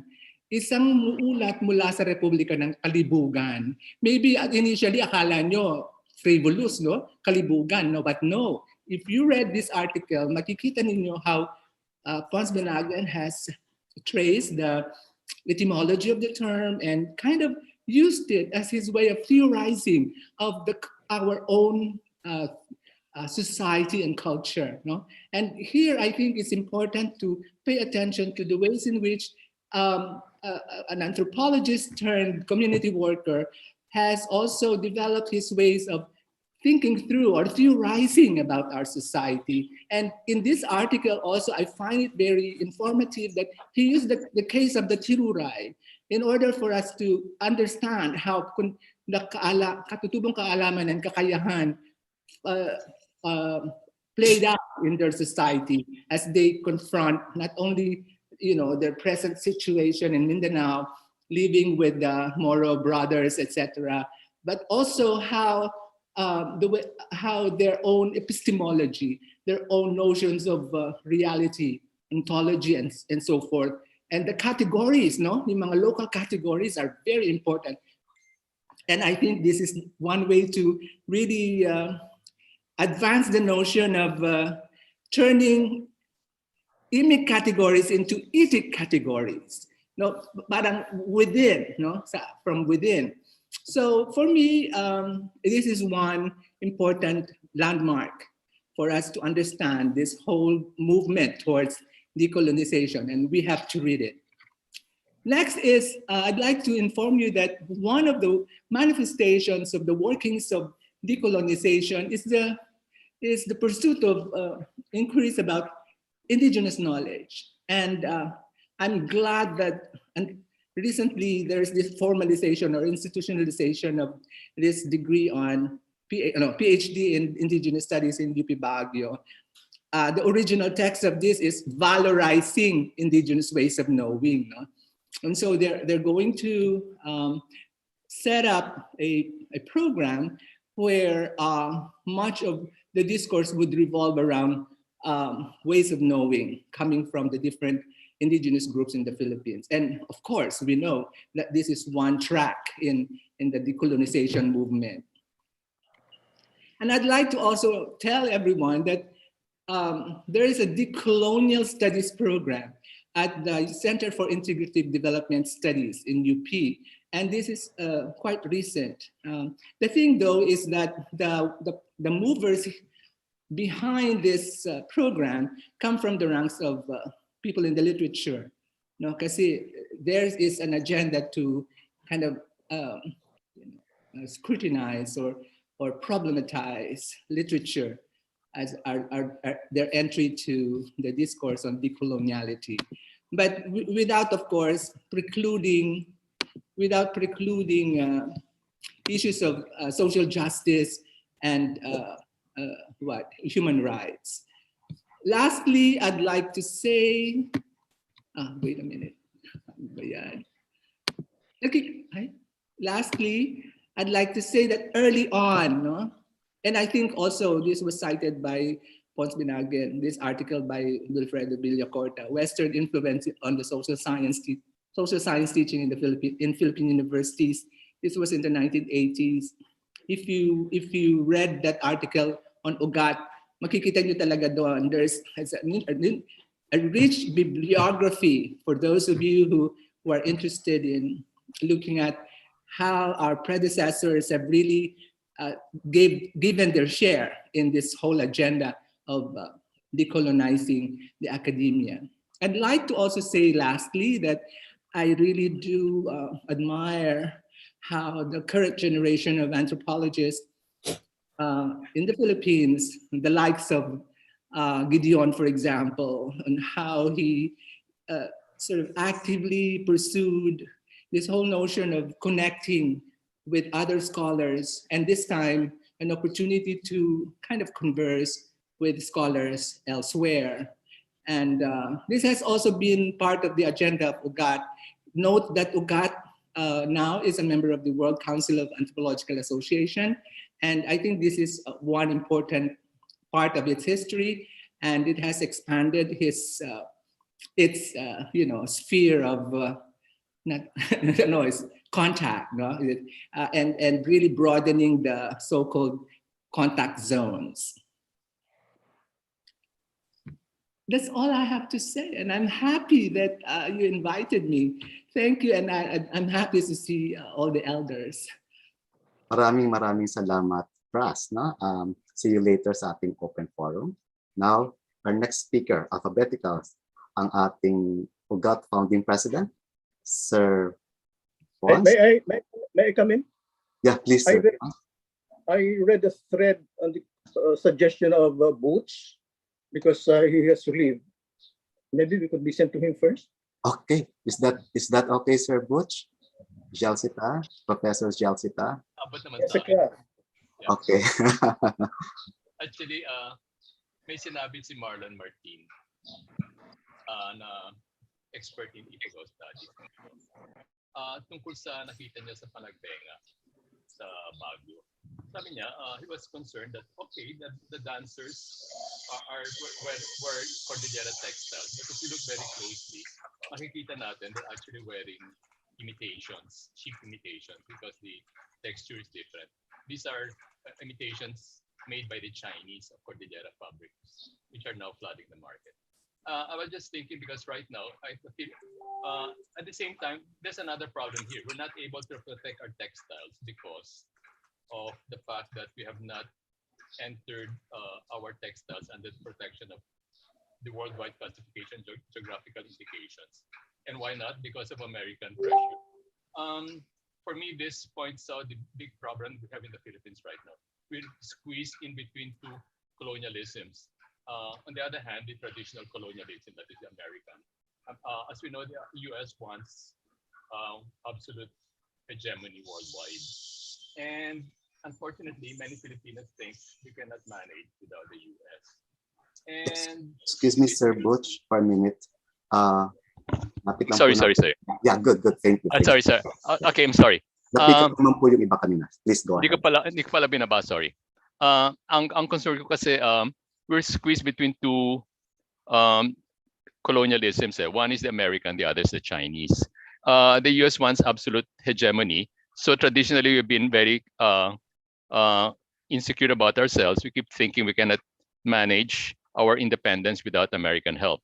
And so we also tend to think that our interests are the same as that of the US. So in the article I contributed to the UGAT publication, I pointed out, actually, we could be protecting our products at the local level with this system called geographical indications, which is now being used in European Union in many parts of Asia, from food to textiles. No, but we're not doing that because of American pressure. On the other hand, you have the Chinese also, who are very afraid of American attempts to hem them in. So the Chinese are striking out. They're venturing into colonization of islands that are actually, strictly speaking, within the domain of other countries like the Philippines. And it's interesting also how the Chinese traditionally they use their massive ability to mass produce products by flooding our markets with counterfeits of our own products. So this for me is a problem. This brings up the problem that we are caught really between two colonialisms, and we have to develop a strategy to respond to both. Imagine Cordillera textiles already being counterfeited by the Chinese. They're flooding the market. They're even being used in the Panagbenga festival, according to Marlon Martin. And we're not able to protect them because we're not part of the international system called geographical indications. So yun lang. So we have to deal with both Chinese and American imperialism. Maraming salamat, Sir Butch, no? Summarize ko lang ng konti. Sinabi ni Sir Butch yung tungkol sa dalawang uri, no? Two forms of colonialism, no? Emerging colonialism and past colonialism, still finding their way into our everyday lives, no? At kanina naman si Fras mention niya yung tungkol sa ginawa na ng ating mga elders din, no? Pagkilala sa paraan ng ugat at mga trajectories, no, na nandun din sa ating tao. So kailangan talaga tayo magbasa, no? Okay, so yan yung dalawang major points natin for our roundtable discussion. Ngayon ipagpapatuloy natin Sir Bennagen, the founding president of UGAT. Yes. Maraming salamat. Okay. Maraming salamat at mabuhay tayong lahat. Salamat sa invitation and congratulations to the UGAT millennials. I think by organizing this conference, the UGAT millennials are showing that UGAT is in good hands. The pangalawa, maraming salamat Fras dun sa sinabi mo kasi gagamit mo din na introduction dun sa sasabihin ko. Actually, mahaba sana yung kwentuhan eh. My experience also in Mindanao is that if you want to drive a message through, talagang istoryahan yung method eh. No? But before we go into the istoryahan, Join me in our reading for my share of this roundtable. Meron lang akong babasahin and maybe ask yourself, saan ba ninyo narinig ito kung narinig man ninyo? Okay? Okay, let me read. We, the sovereign Filipino people, imploring the aid of Almighty God in order to build a just and humane society and establish a government that shall embody our ideals and aspirations, promote the common good, conserve and develop our patrimony, and secure to ourselves and our posterity the blessings of independence and democracy under the rule of law and a regime of truth, justice, freedom, love, equality, and peace. ...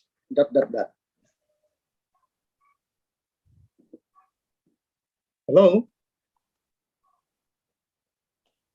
We hear you. Hello? Hello? Yeah, sige po, tuloy po. Narinig namin kayo. Nag-register ba yun? Opo, yeah. Okay. If this were an open open space and we are all in person, I would like to have a show of hands kung sino yung nakabasa na nito at kung ano ito. Anyway, that's my intro to my kwento-kwento and how I got into this. My vocabulary, my anthropological vocabulary is 20th century. I've been out of the university since 1989. Ayan, preamble of the Constitution. Thank you. Wow. Anyway, if you listen to what Fras was saying early on, he mentioned the way I referred to both the Constitution and how the Territorial Lambangian of Maguindanao within the Bangsamoro Autonomous Region of Muslim Mindanao, how they deployed indigenous and global concepts in confronting the challenges that they're facing, both at the local, national, and planetary level. So my take on decolonization is, again, alluding to our exchange with João, Dr. Gonçalves, about decolonization as undoing, and my suggestion to focus on ICE, maybe which is more active. My take on decolonization is really one of struggle for self-determination. But the self here is at various levels, from the personal, individual, to different levels of group interests, up to the level of the species of Homo sapiens as a species, of human as a species, within the planetary ecosystem. So it's multi-scalar, as you referred into the introduction to the roundtable, and multi-level. If you recall also these levels of sociocultural integration of service toward and the others, from varieties and levels of sociocultural integration, or even bio-sociocultural integration, from small groups to the nation states, and then to all of humanity, working within different levels of sociocultural integration. So I'm reading the Constitution, considering it as a myth. The trouble with using myth here is that it's popularly understood as something bordering at the unreal, something like fantasy. But in the anthropological tradition, as advanced by Malinowski and developed by the rest, by the others in different contexts, there is a reading of myth as code, which codifies human behavior, ordering of human behavior in their daily life, meaning what is considered as a living myth. The one problem that I see in Philippine mythology, and the way scholars have worked with Philippine mythology, is that it's studied only as text, not in the proper thick context of everyday life. And so we don't get a notion of myth as a regulatory instrument to order the social life of people in different contexts. So that's what I'm trying to do now.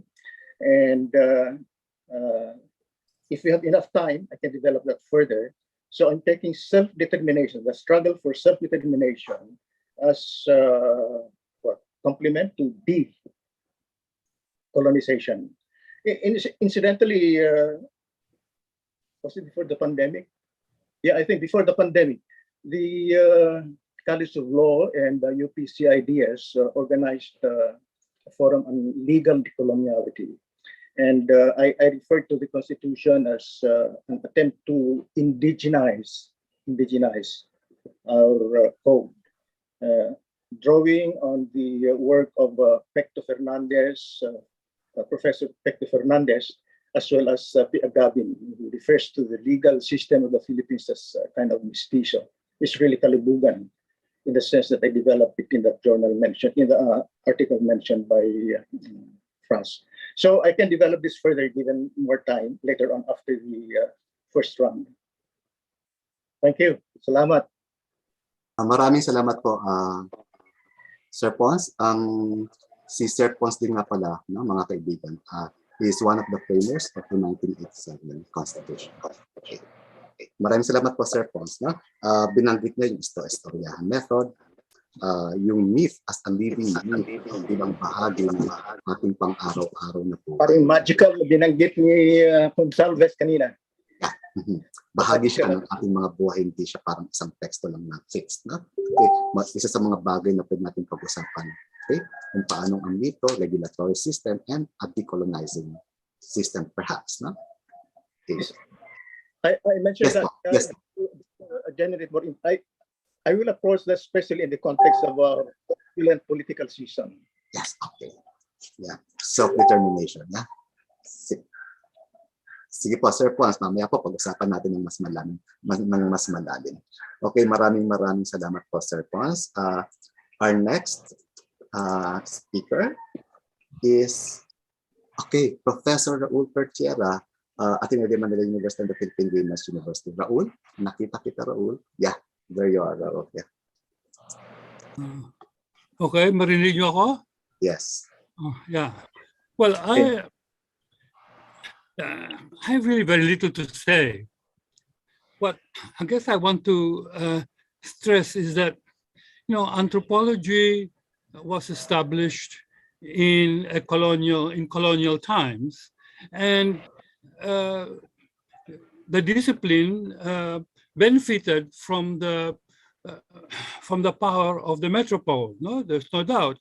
Anthropologists, Malinowski, mentioned by Pons, Evans Pritchard, among the newer. Okay, but we now live in post-colonial times, so it's a very different world to the world that that anthropology initially had.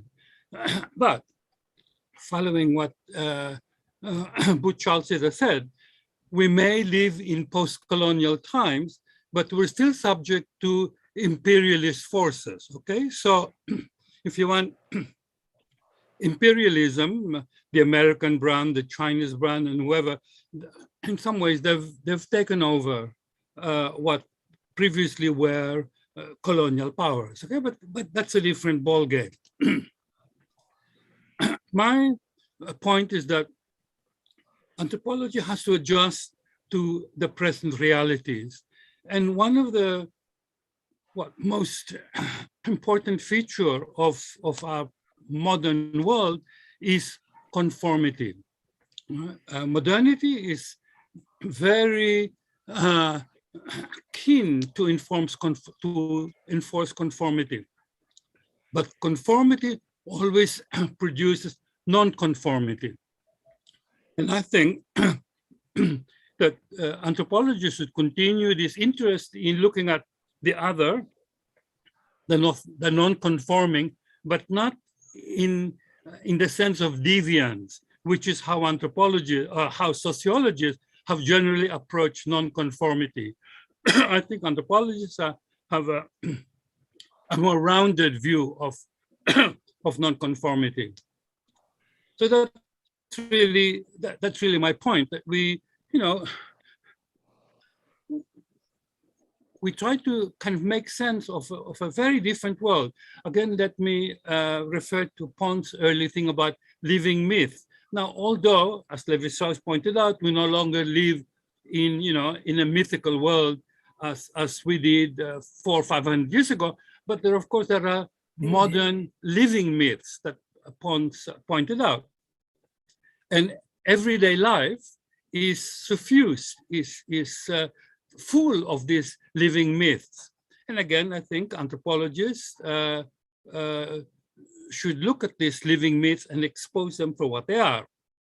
So I guess, again, my point is that I think the strength of the discipline has always laid in its looking at alterity, different ways of being other, and looking at ways of being other from a kind of non-deviant point of view. And so that's why I submitted this little essay looking at people in Australia, and I just chose Australia as one of many others, who oppose vaccination. Now, why are anti-vaxxers in Australia?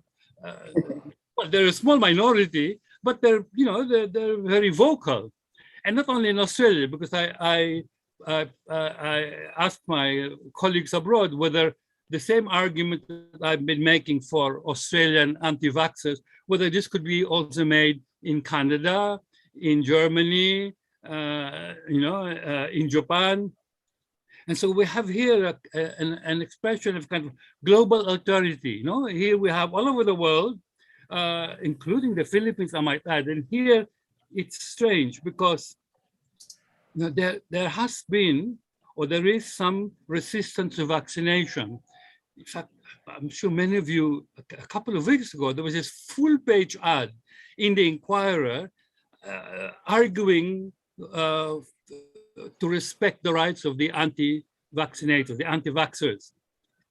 I tried to follow this up, and some of you may be better acquainted than I am, but I gather Nicanor Perlas, who is quite a well-known activist, is one of the main one of the main spokesperson for this anti-vaccine movement. But in the Philippines, it's quite different. No, I mean, here where I am now in Laguna, there are people who oppose vaccination on a kind of more traditional way. But even then, I must confess that even many of the old folks here are now agreeing to be vaccinated, mainly pushed by the younger ones. Oddly, the younger people are keen to be vaccinated, and their lolas and lolas are now following the example of the young ones. So, but my point is, anthropologists look at examples of non-conformity, of alterity, and anti-vaccinators just seem to be one present example, and that it's global. No, it's I'm sure. Well, the other point, one of my former students at that name, who now lives in Singapore, Lu Antoliao, I also asked him, well, what's the position of anti-vaxxers in Singapore? And he said, well, you have to be very careful. So again, I think here's one example where anthropology can take a global stance. Normally, anthropologists are looking at small-scale societies, local instances, but we should also look at a kind of global world. Okay, that's all I have to say. Please share my little contribution to other members of the. I sent it to some, but I didn't know the emails of all the others. So that's my little part. Continue the discipline's interest in non-conformity, in alterity, in the other. Okay, thank you very much. Maraming salamat, Raul. No? Yes, Professor Pertierra has sent us a copy of what he wants to share with us, and the organizers will send you a copy of that small note, no? Of that note. No? Okay, sinabi ni Raul, no? The interaction of conformity, non-conformity, alterity, no? This alterity, this interaction in the current post-colonial moment, still living within the confines or within the premise, or within the premises, or in the premises, or on the premises of imperialist forces. So ito yung mga hindi interrogate natin. And one of those examples cited by Raul, the issue of the vaccination concern in the Philippines, the anti-vaccination group as well, no? Giving their position on this issue. Okay, mamaya pag-uusapan natin yan, no? So marami ng points. Please, for the members of the audience, please start writing down your questions at chat box so that we can monitor them, so that immediately, shortly after the open forum, meron kaagad tayong tanong. Maraming salamat, Raul. Now, sa ating next speaker, Professor Mary Racelis, Ateneo de Manila University and University of Philippines. Ma'am Mary. Yes, good morning to all. It's a fascinating discussion. I keep getting new realizations as I hear everybody talk. But I guess let me focus on also the alterity issues. You know, anthropologists traditionally have studied the other. We know that. And if you're a Filipino, you study the other tended to be, and I've said this earlier also, you know, indigenous peoples, urban poor, small-scale miners, small-scale fisher folk, and so on, the so-called marginalized groups of the Philippines. I think there has always been a kind of a social justice concern underlying a lot of what anthropologists do, or the people they chose to be with, at least Filipino anthropologists in their own society. I think that has been the tendency, that we feel if not so much that we have to speak for them, but to bring out the knowledge that they have or that they express by living the ways they do, as really logical and sensible in their context, and really in the larger context of society, if society would pay attention. So the notion is that we have this kind of responsibility to bring out the realities of, you know, day-to-day life of people who are seen in the larger society as the marginalized groups, the powerless, and so on. And that was fine. I did that for a while when I started, but you know, it was really the NGOs. When you speak of struggle, and Pons talks about struggle, and so did others, are we part of the struggle of the people we quote study? That point was made to me very strongly by NGOs who were working many years ago to start with in the Tondo foreshore, with the so-called, at that time, squatters. Now we say informal settlers, homeowners, whatever. But they said, they challenged me because they said, Mary, you write about us or the people that we are organizing or helping to struggle, but you're taking away their voices in doing that. We want them to speak for themselves. Can you, as an anthropologist, help them do that? I mean, you know, that really shakes you up, because all that you were taught in school doesn't fit anymore. And I think that is what you confront when you go back to your own society. You studied abroad, but you go back to your own society and you realize the dimensions are different. Okay, so that's the first thing. And I have been struggling with this issue, or I'm not really struggling myself, because I made the decision many years ago then that I really have to be on the side of the urban poor, but to maintain my credibility as a social scientist at the same time. And that's a line that's sometimes hard to maneuver back and forth, no? Because they say you're not objective. What do you mean objective, not objective? I'm saying the status quo is unacceptable for them, and that their voices have to come out. And if I can help do that, wonderful. Of course, as an academic, you don't really live in the community. You're not with them all the time. And so I found that the medium that I suggest for my anthro students is get to know an NGO or some, if it's already an established people's organization. So for example, now in the Tondo foreshore is very well established on its own. It doesn't need outside community organizers to help them organize, because they know how to do that. It's a matter of time and process. But I find that if you connect with people who really care to improve the situation of communities and recognize that they must speak for themselves, that is where, as an anthropologist, you have a special advantage because you're not an organizer. You don't know that technology, but you know how to analyze the society in which their everyday living is happening. And you can sit with them at their strategizing meeting, how they're going to address the National Housing Authority, which has made some latest rule about they have to pay this much regularly when even in the pandemic, of course, they don't have income even more than before. So you can bring out those issues so that they see themselves, that their indigenous knowledge, which is there, if you bring it up to a level of their awareness, they know it, but they're not aware of it, perhaps, you help them bring it out. You help them learn how to do their own research, right? So that because the research information they get will often be related to something they're trying to establish from the government. That really works with organized groups especially.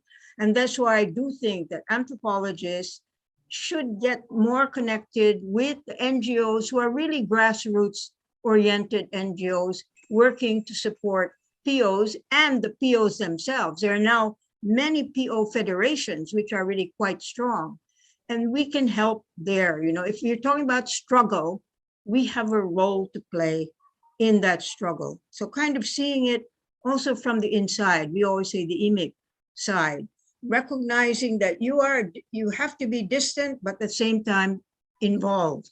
And they will often, once they trust you because they see you're there for them, not all the time, but you can write what you want about them because they trust you, and they listen to you, but they don't really depend on you because you don't say all that much. You also shut up when you're in a meeting. You learn, even if you're a professor, that you do not speak and tell them this and this all the time unless they ask you. So it's a whole new interaction with those who are struggling, whether it's urban poor, rural poor, fisher folk, IPs, whatever. I think we have to reorient our thinking in our own societies. Now, of course, what Professor João brought out today, which I find very fascinating, is, hey, you can't stop there. If you're an anthropologist, by definition, you ought to look at others outside your own society. And maybe it's a process, there are levels of development here. But I think this is a whole new dimension now that maybe UGAT can think about for the next year as something to discuss. Philippinization, learning about your society is crucial. People who are indigenous people or urban poor becoming anthropologists is great, important. But how do we fit those roles into the what we call the studying other cultures, so that we contribute also to theory building from below, so-called, or from our own perspectives, which of course are very different from where many of us originally studied. So that's the point I like to make, just that I hope we can get more of our students to participate in what we're now calling co-creation, co-production, and co-benefits, co-ownership type of research. So that's what I wanted to say. Thank you. Thank you, Ma'am Mary. Thank you, Ma'am Mary. Very interesting points. Decolonizing the kind of research that we do. Anthropologists engaging more directly with the so-called subjects, but this time not as subjects, but as co-partners, in creating theories, in creating policies, in creating knowledge or knowledges, particularly, in my understanding, mainly for social justice. And this is one of the things that we will also discuss later in the open forum, the struggle of anthropologists in all these issues. One way of decolonizing in the midst of so many colonizing forces in the academia as well. Thank you very much, Ma'am Mary. Now, our next elder who's going to share with us her thoughts is Professor Rosario de Santos, UP Diliman. Ma'am Sario, okay. Good morning, Ma'am Sario. Hello, everyone. Nice to see all of you. Missed you. I have a very short thing I prepared, and I'm just going to read it. So Philippine anthropology, the study of the roots, origins, and cultures of the Philippines, was introduced by the American anthropologist and professor Henry Otley Abaya, 1883 to 1966, as part of the curriculum of the University of the Philippines, when the Philippines was still a colony of the United States of America, and early studies of the cultures of peoples of the Philippines were conducted mainly by those instrumental to the US colonial agenda.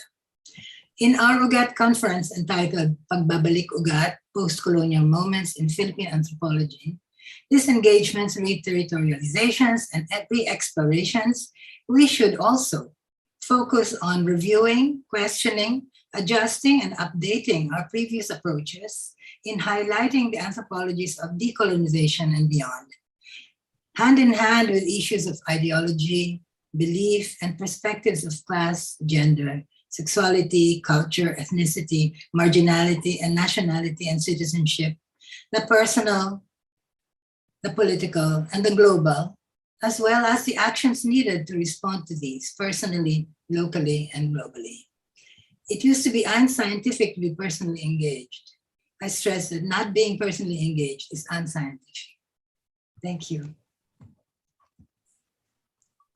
Okay, maraming salamat, Ma'am Sayo, no?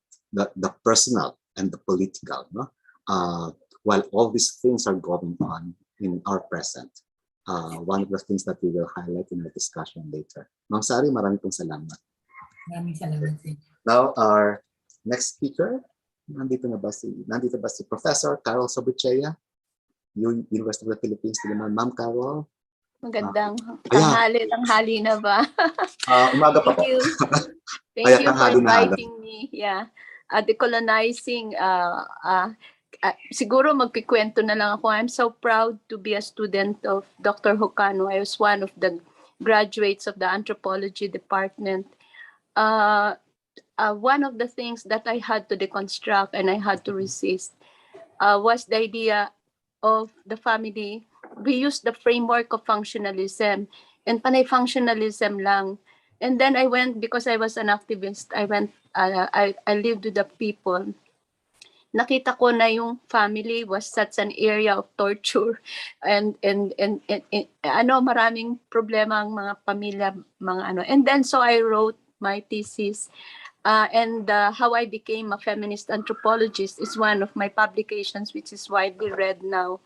And the narrative is simply, but I had to go away. I had to resist Dr. Jocano. Galit na galit si Dr. Jocano sa akin.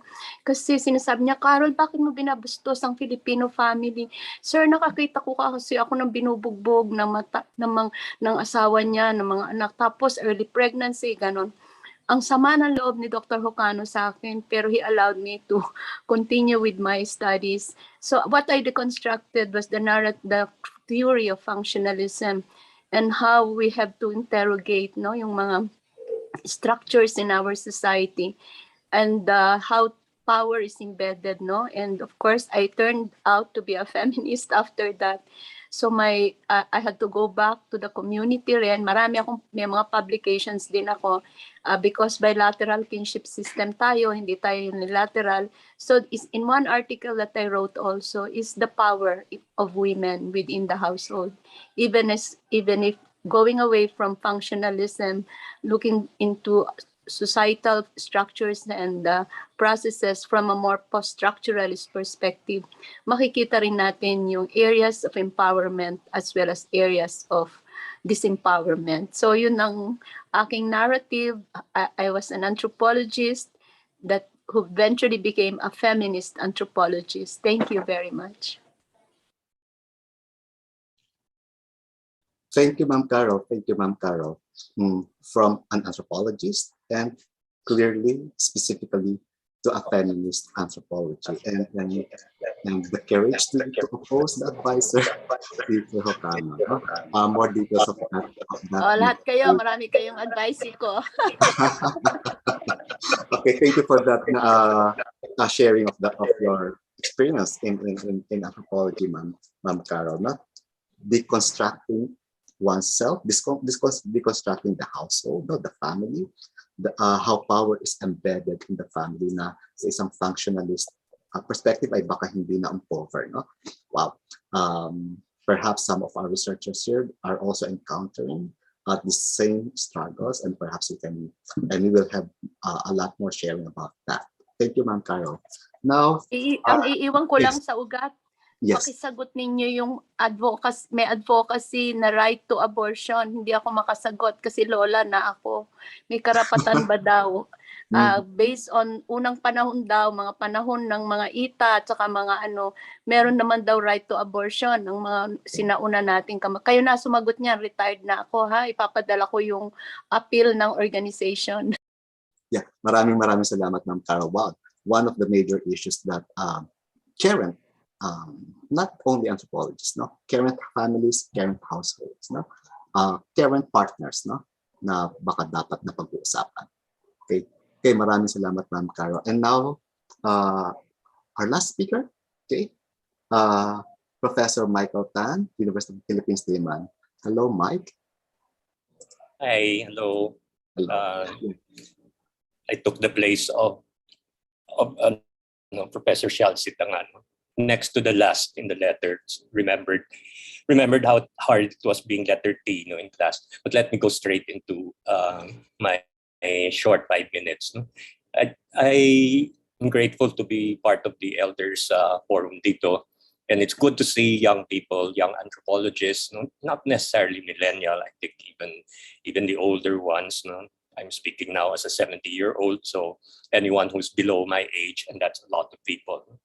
I just wanted to comment because you know my background is in medical anthropology and I've worked with communities. No? But something that's been very important with me is I have been teaching, I'm still teaching right now, no? And I have a 10-unit load, which included 3 units with Philippine studies, pinilit nga. And for me, it's been important to teach outside of the department. No? So that's Philippine studies, you get them from all fields. No? And in the last year, I am now the director of a small college, which the students are all scholars. They come from very, very poor families, low income. And their major, karamihan ay performing arts. I know it's crazy because I have no background in performing arts, but this has all been very important for me because I get to see what people have learned from our Philippine Studies program and what is being taught in the schools. No? And I am quite frankly horrified. No? Because what has happened is that in our efforts to decolonize, what may have happened is we as academics have not worked hard enough to check the other problem, which is lapsing into essentialism. No?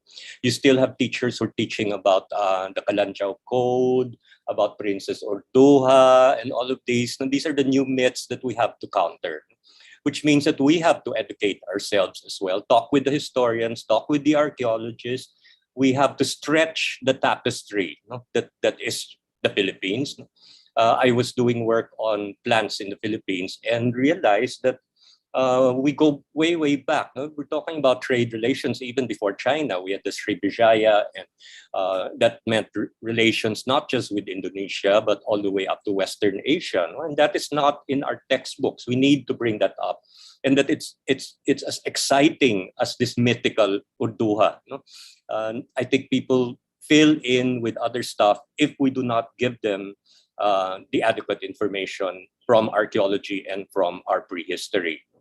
Look at the way the 500th anniversary celebrations have been going, and this crazy focus on Lapu-Lapu, right? Lapu-Lapu was another tribal leader who did not like what was his name?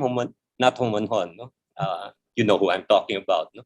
And in the process, no one has been talking about just across the strait in Bohol, the Dagohoy Revolt, which I think is much more important to remember than Lapu-Lapu. Yes, he did kill Magellan, but he had his own reasons there. There's so much that is missing from our Spanish colonial period that needs to be taught and which can prevent us from falling into this essentialism. I wanted to point out to something very important because Ugat was asking for to help us understand dictatorships today, very important issue. Much of Latin American history talks about the caudillo, the Spanish word for leader. I'm surprised we never used that because we have the same problem here. It has always been a struggle between the Spanish feudal system and wannabes, the new presidents and leaders who emerged in the 19th century, still falling back on very, very old feudal structures. And we had the same thing. Aguinaldo declared himself dictator of the Republic of the Philippines, and that is lost in history. And we've had repetitions all throughout our history, which took us into Marcos and to Duterte. And that's taking me again into another lapse in our review. We have to look at the myth making that we anthropologists have in fact contributed to. For example, Marcos used a lot of the myths in there of malakas and maganda and portraying himself as malakas and Imelda as maganda. We know that UP professors helped in writing the Tadhana series, which thankfully no one reads, but is still there in the libraries. And we have to tackle those constructions. So let's look at how new myths are being created. I also wanted to say that one of the central concepts that we need to interrogate as part of this understanding of the decolonization process, and which Rizal saw, was the concept of race, which is such an important issue right now in the West. And we have to tackle that as well, because we have also adopted all this nonsense about lahing Filipino. It's all essentialism as well. And it allows us to fall into the trap of pseudo-nationalist populist leaders. So let's look at that, especially because in the diaspora today, many Filipinos are living overseas, and they sometimes have contributed to the circulation and to the reinforcement of these new myths around race, including racial accounting, that we are all Spanish mestizos or Chinese mestizos and all. That should be part of the agenda also of anthropologists, and to counter the essentialism that exists there. This is a task actually for physical and biological anthropology. Rather than bones, we should be talking about this notion of race. And we can work closely with the other fields, including genetics, to counter all these new creations that actually hamper our understanding of ourselves and the decolonization process. Maraming salamat. Thank you, Mike. About essentialism and how that form of essentialism, or how that essentialism impinges our political lives. How myths can imprison us and how myths can empower us as well. This is one of the challenges posed to us by Mike, particular to us, or to us, to all of us here, millennials, our elders, and all members of the audience. Okay? Maraming salamat, Mike. Now, meron ba ako na-miss? Wala yata, na? So, ulitin ko lang, Sir Pons, Sir Butch, Fras, Raul, Ma'am Mary, Ma'am Sario, Ma'am Carol, and Mike. Yeah, kompleto. Now, please, the forum is now open. Please write your questions in the chat. Maraming notes dito, addressed to our speakers or to specific speakers, pero basahin ko sila later on. Siguro while I read the messages in the text, in the chat, I'll ask all members of the panel if you can cite specific personal experience in your encounter with the issues that you mentioned in your talk, perhaps, and what insights can we draw from these personal experiences of yours. Yun siguro ang kulang sa maraming nag-aaral ngayon ng anthro, yung pagkilala sa mga naging buhay at mga naging struggle, hindi lang sa kanilang mga sinulat, could be how you personally, the way I see it now, one of the premises or one of the common themes in our narratives is the engagement or the presence of the self, the individual self and the relational self and other dynamics of the self. Perhaps that's one of the questions most of our audience members have in mind. Alphabetical pa rin ba? No, hindi na siguro, kung sino ang pwedeng magsalita. Yeah. Sinong gusto mo muna? Or tatawag ako just like it. Sir Pons. Yes, Sir Pons. Wala yatang gusto magsalita. Anyway, bago ang lahat, andyan po ba si Mary? Mama Mary? Yeah. Yeah. Siya? Yeah. Sorry. I don't see you. Anyway, before everything else, maraming salamat sa iyo sa idea ng co-partnership. I don't know whether you recall, but I keep mentioning this during my public presentation of struggle for self-determination. The way you were not just, I think, with Ford Foundation, but it provided funds for the study of customary law. This was directed by Professor Pecto Fernandez. But closer to me personally is the support that you gave to UGAT and Centro when they did this ethnographic work with local communities. And the way we implemented that, you were with Philippine Ford. The way we implemented that was to allow them to write their own description of themselves. And they have that. In fact, I still have copies some of the work that they did in their own language, if not in, because this was mostly in Mindanao, also in Visaya. For instance, the Higoonon of Bukidnon and Misamis Oriental, they wrote their own customary law, pabatong-batong, etc. So maraming salamat, baka nakalimutan mo na, hindi ko makalimutan yan. UGAT and Central work on that. So yun lang. And then, baka merong gusto magtanong kasi pag inumpisahan ko to, walang katapusan eh. Yung struggle for the idea of the Constitution as a living myth and a code for national behavior in relation to our claim to national sovereignty. Mahaba yun eh. Yeah. But I use the frame of myth and ritual because myth without ritual is impotent. So there has to be this mutual interdependence of myth and ritual. And I'm considering election as the favorite political ritual in relation to the sovereignty claims of we, the Filipino people. Who are these we claiming sovereignty? When in fact we claim sovereignty at the personal level, sovereignty over our bodies, sovereignty over household and family, sovereignty over academia, sovereignty over your interest group, human sovereignty in connection with the global heating problem, global climate change, biodiversity loss, etc. So the claim to sovereignty, claim to sovereignty is operative at various levels of sociocultural integration. So that's a long story, but I'm deriving this inspiration from my work with local communities who have really done a lot of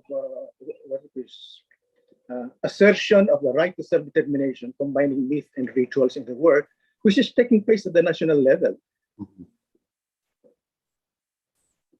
So, you know, kung mayroong mga more specific na tanong kasi conceptual pa yung level. Maraming. Ako may personal na concern. Yes. Carol. Yeah, okay, Ang isang pagkukulang ng anthropology sa ethnography is we have muted the life experiences and narratives of individuals of different gender identity and sexual orientation. Malaki ang pagkukulang natin dyan. Sa mga term papers ng mga estudyante ko, nakikita na we muted their experiences long, many generations of individuals who were so scared because of this ano ang pwedeng may tulong ng anthropology para ibalik no saan maintindihan ng ating younger generation ang katayuan ng mga based on the ethnographies ganon na iba-iba ang gender identity at sexual orientation. Siguro yun ang gusto kong itanong sa mga kasama dito. Okay, maraming salamat, Ma'am Carol. Yung pagbabalik o pagkuha uli, no? Pagbawi, no? Ng mga tinig, no? Na nawala o sinadyang tanggalin o wag iparinig, no? Ang tanong ay nasaan tayo? Nasaan ang anthropology dyan? Isa yan sa mga challenges na hinaharap din natin o iniharap sa atin na yan. Pero okay, so dalawa na ang mga pwede natin pag-usapan. But yes, please, anyone who wants to add more to our discussion, to our present discussion? I think si Ma'am Mary yata kanina. Yeah. Sige, Ma'am Mary, and then after you, Raul. Yeah. Sige, Ma'am Mary. Okay, maybe just you wanted to know kind of what's a personal experience as an anthropologist that made a difference in maybe your life and hopefully somebody else's. Long ago, during the Marcos time, and I was very much involved in the Tondo foreshore informal settler communities because they were, there was a massive organizing on the PECO, Philippine Ecumenical Council for Community Organization. So the community organizers were very strong there, and the people's organization, SOTO, was developing fantastically strongly. Anyway, toward the, I don't know, at some point, maybe a little bit in the middle of martial law, I got a call from the human rights lawyers of the time. My goodness, that Directo, and anyway, those famous names, of course, being an elder, I can't remember them at the moment, but they called me and they said, we are helping Trining Herrera, who was the leader of Soto, who has just been picked up by the military. And so, wait, oh, my daughter is passing by. Okay, she had just been picked up by the military, and they wanted to make a case to defend her. And they said, we hear that you have been actively involved in the community, you and another social worker, Teresita Palacios, who was from UP, social work. Could they summoned the two of us and they said, could you write an explanation that we can present to the military court to say that community organizing is not a communist, by definition, a communist way of behaving, that it is very common, and so on and so on. So Tessie Palacios and I said, of course, are we going to do this? I mean, we decided, because it was very dangerous. We're thinking of our families and what will they do if we become, defenders of somebody who's been arrested by the military. So the crucial moment, but then the two of us said to ourselves, to each other, if we don't do this now, we are being asked because we're social scientists who they believe have a good analytical and basic understanding of the community and community organizing. So we have to do it. We have to take the risk. Otherwise, if we do not, then we should withdraw completely from anthropology, from trying to be somebody who writes about the poor, urban poor, or with the urban poor. And so it was a critical moment. And we did write the two papers and we did submit them to the human rights lawyers who used them in court, in the military court.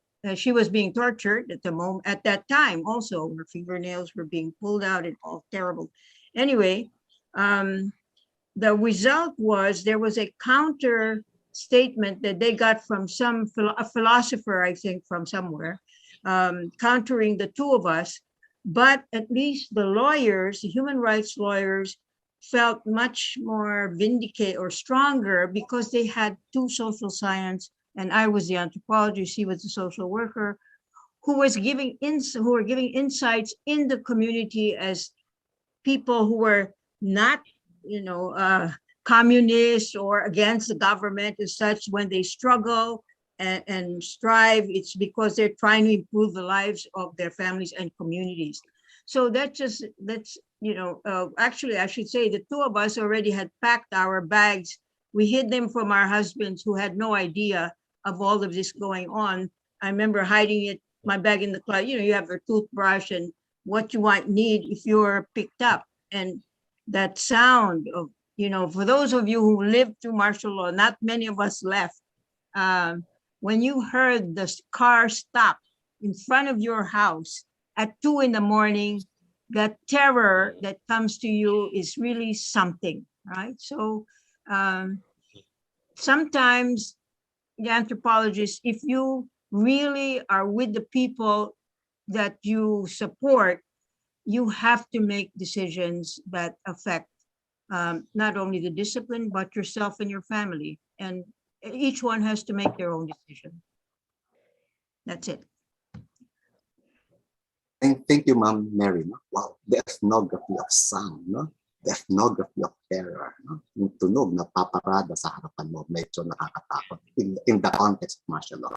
And baka nangyayari din sa paligid natin, we're not, and as anthropologists, perhaps, and the question is, are we addressing those issues?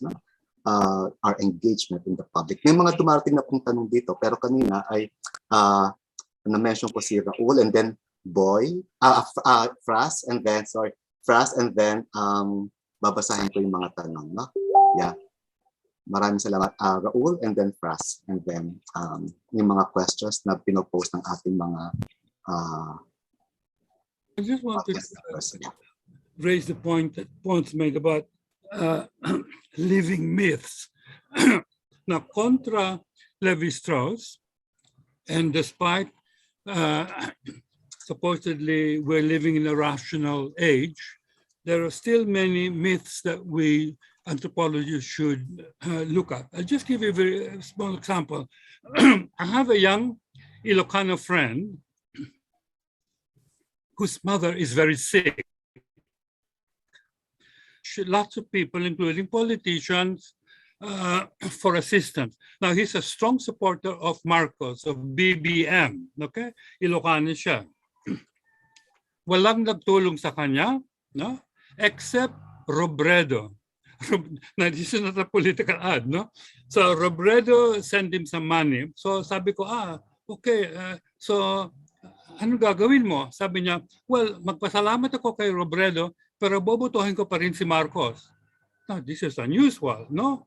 The notion, Filipino notion of utang na loob, obviously here operates very differently. Now, I think this kind of problem, how this young Ilocano can accept support, or rather is grateful, very grateful to the support of Robredo, but still votes Marcos. Now, how is that possible?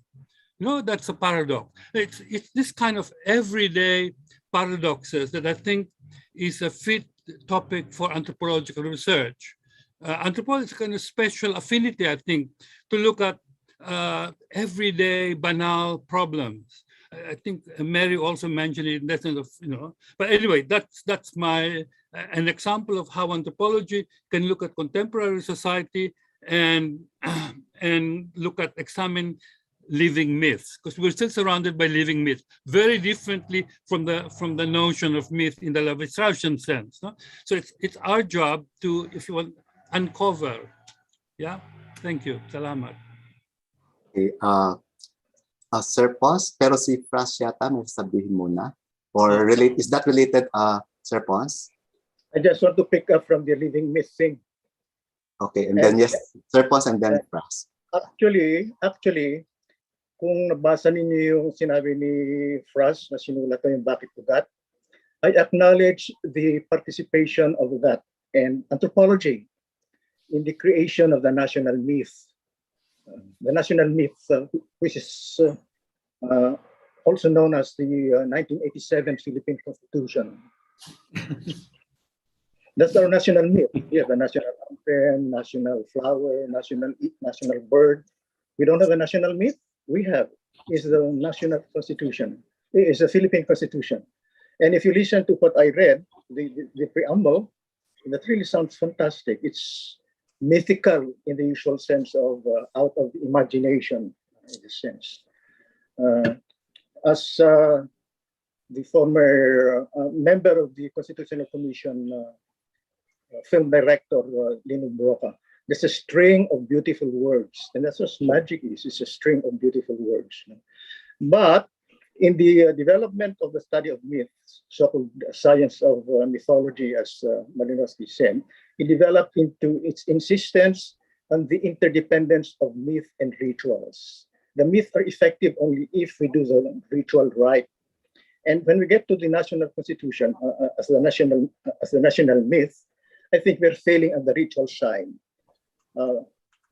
Election as a favorite national ritual, the legislation as part of national ritual, the implementation of projects down from the national down to the barangay level.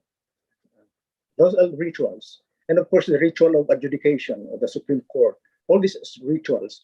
And I think it is in the area of the performance of rituals by those who claim, under the rubric of we, the sovereign Filipino people.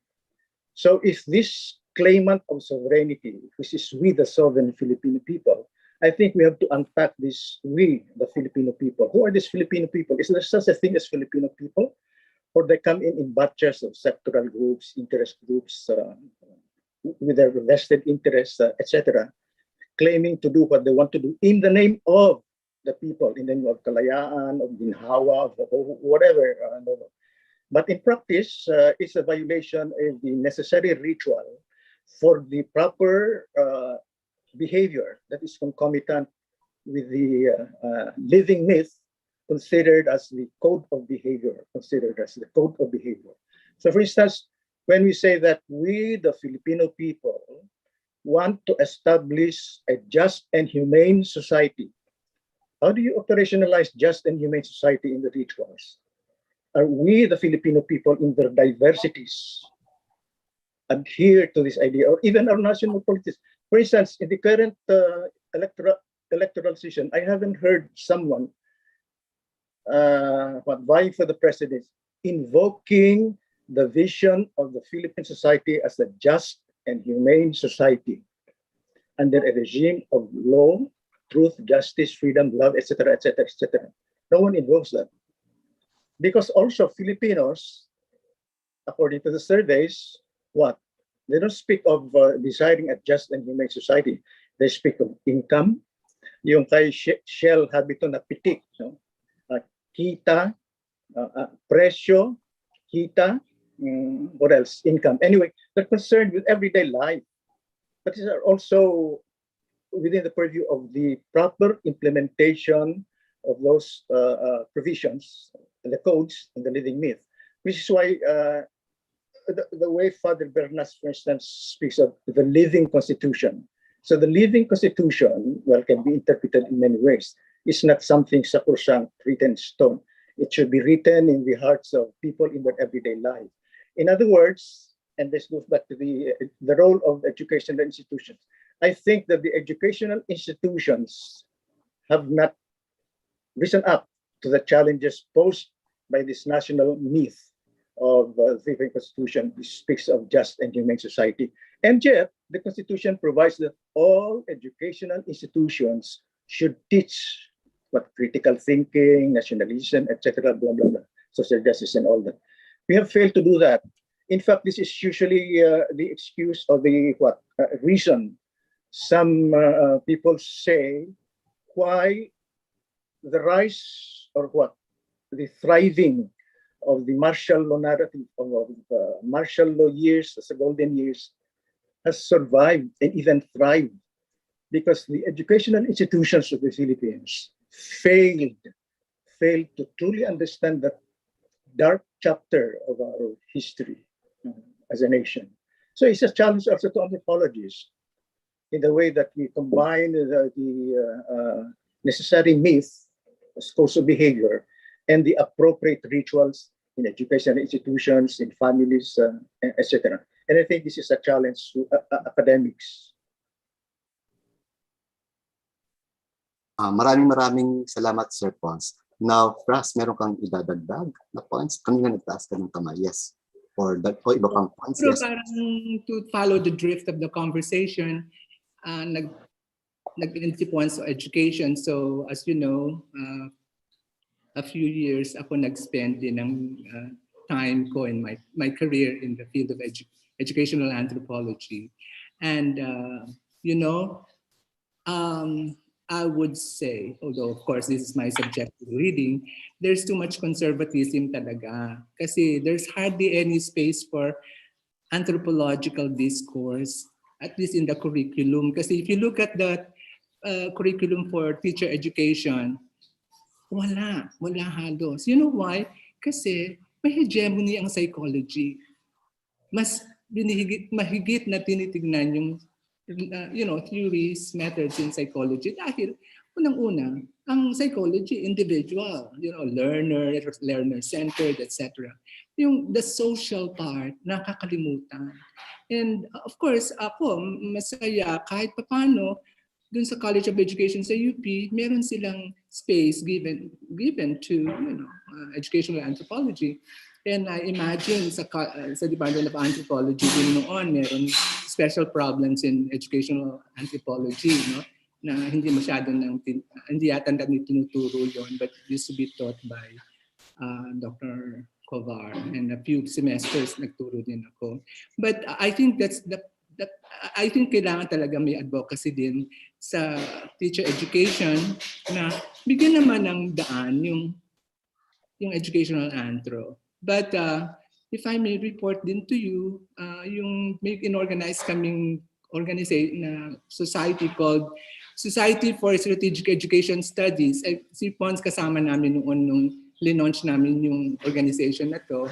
And yun ang aming advocacy. And yung immediate concerns namin ngayon has something to do with yung intangible cultural heritage.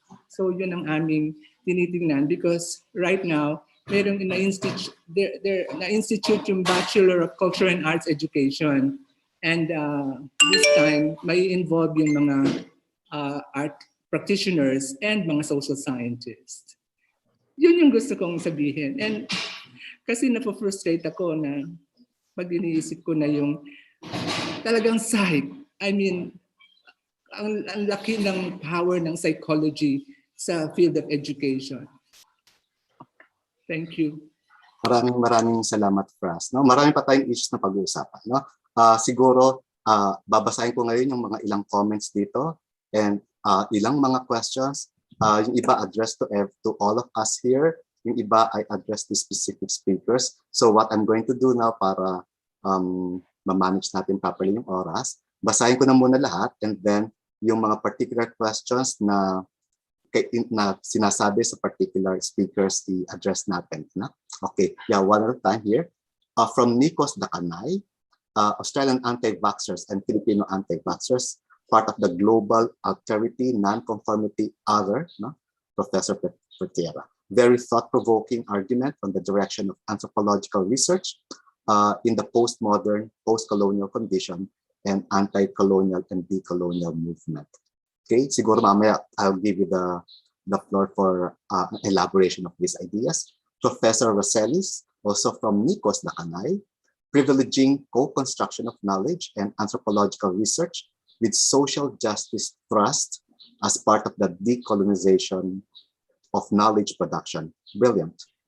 Now, Professor Sobritchea, again from Nikos Dakanay, like Life as a Feminist Anthropologist is a decolonial project foregrounding personal identity politics as a decolonial praxis. Salute. Oh, para tayo nagsa-summarize. No? Yeah. Okay. Okay, let me proceed. Good morning po. Okay. For Mike Tan, your class in physical, biological, anthro, and anthropology of linguistics were two of my favorite classes in UP Diliman. Oh, this is from one of the conveners of the conference from Joton. No? Okay, cheers po. Okay, Lilian mentioned Daturaha Humabon. I agree with you, Dr. Tan, from Romeo Tetaro. I agree with you, Dr. Tan. Teresita Magbanwa of Pototan, Iloilo was not even given 2 paragraphs in most Philippine history books.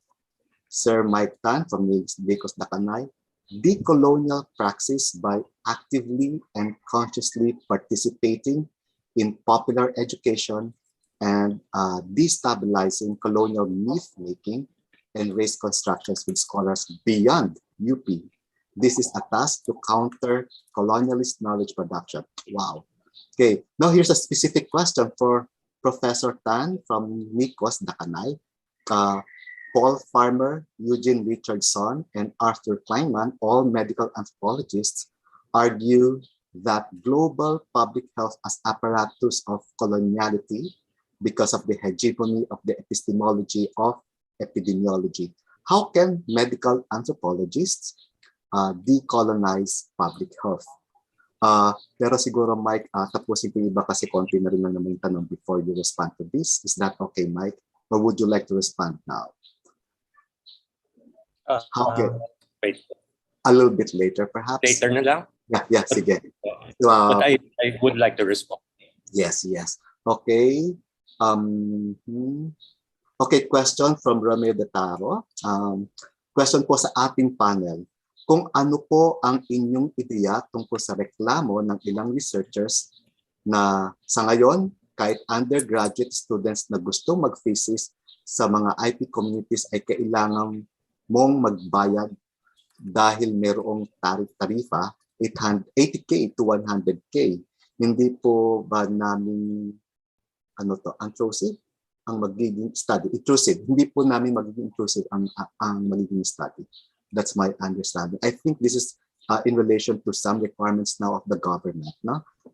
Or a particular unit in the government requiring a certain fee and a huge sum in that respect. No? I hope nakuha ko ng tama ang tanong mo, Romeo. No? Our panel members will address that. Tapusin ko na lang, malapit na. No? Now, question to any or all of the speakers. I can't help but notice that the current roster of elders of UGATAN is composed of scholars coming from the NCR. However, I am sure that the pillars of UGAT have worked intensively with colleagues from the peripheries of our country. What particular collaborative experience in the past with scholars in the provinces, particularly anthropologists in the Visayas and Mindanao, you would like to share to us or with us younger generations of Filipino anthropologists? Maraming pang questions, pero for now, I think marami na enumerate natin. You can address any of these questions, and then once we're done addressing all or some of these questions, and then we proceed to the next set of questions. Sige, I think Mike, mauna ka. Yeah, one question specifically addressed to you. Yes, Mike. Yes. Ang tanong ni Nikos was about the privileging of epidemiologists, no, and their numbers.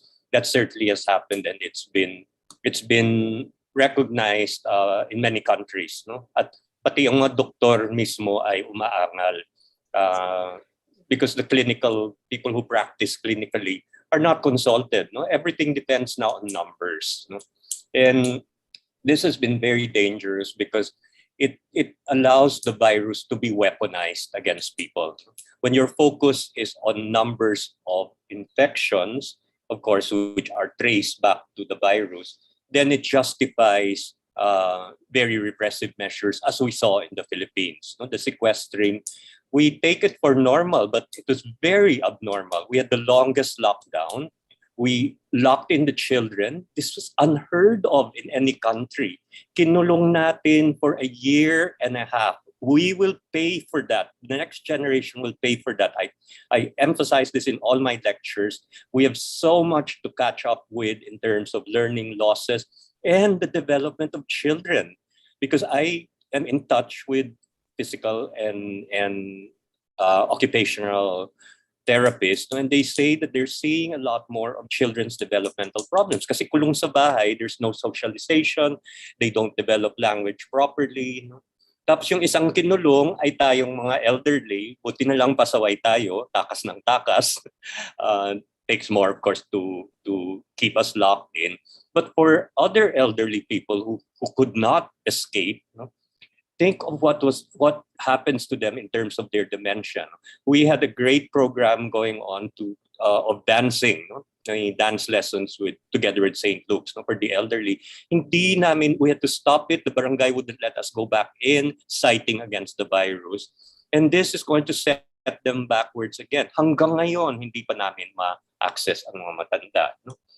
Okay, the other problem here, of course, is that even the shape of the future is determined by epidemiology. And they are the last people who should be the ones. No? It's not surprising. They are the ones who use the term new normal, which we will banish from our vocabulary. There should be no new normal. We have to strive.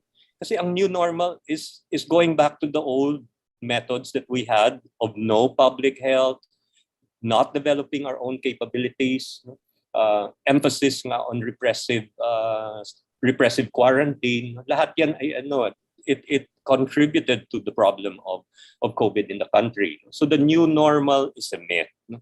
And it is created by the epidemiologists. No? This epidemiological approach has created an ethnography of terror.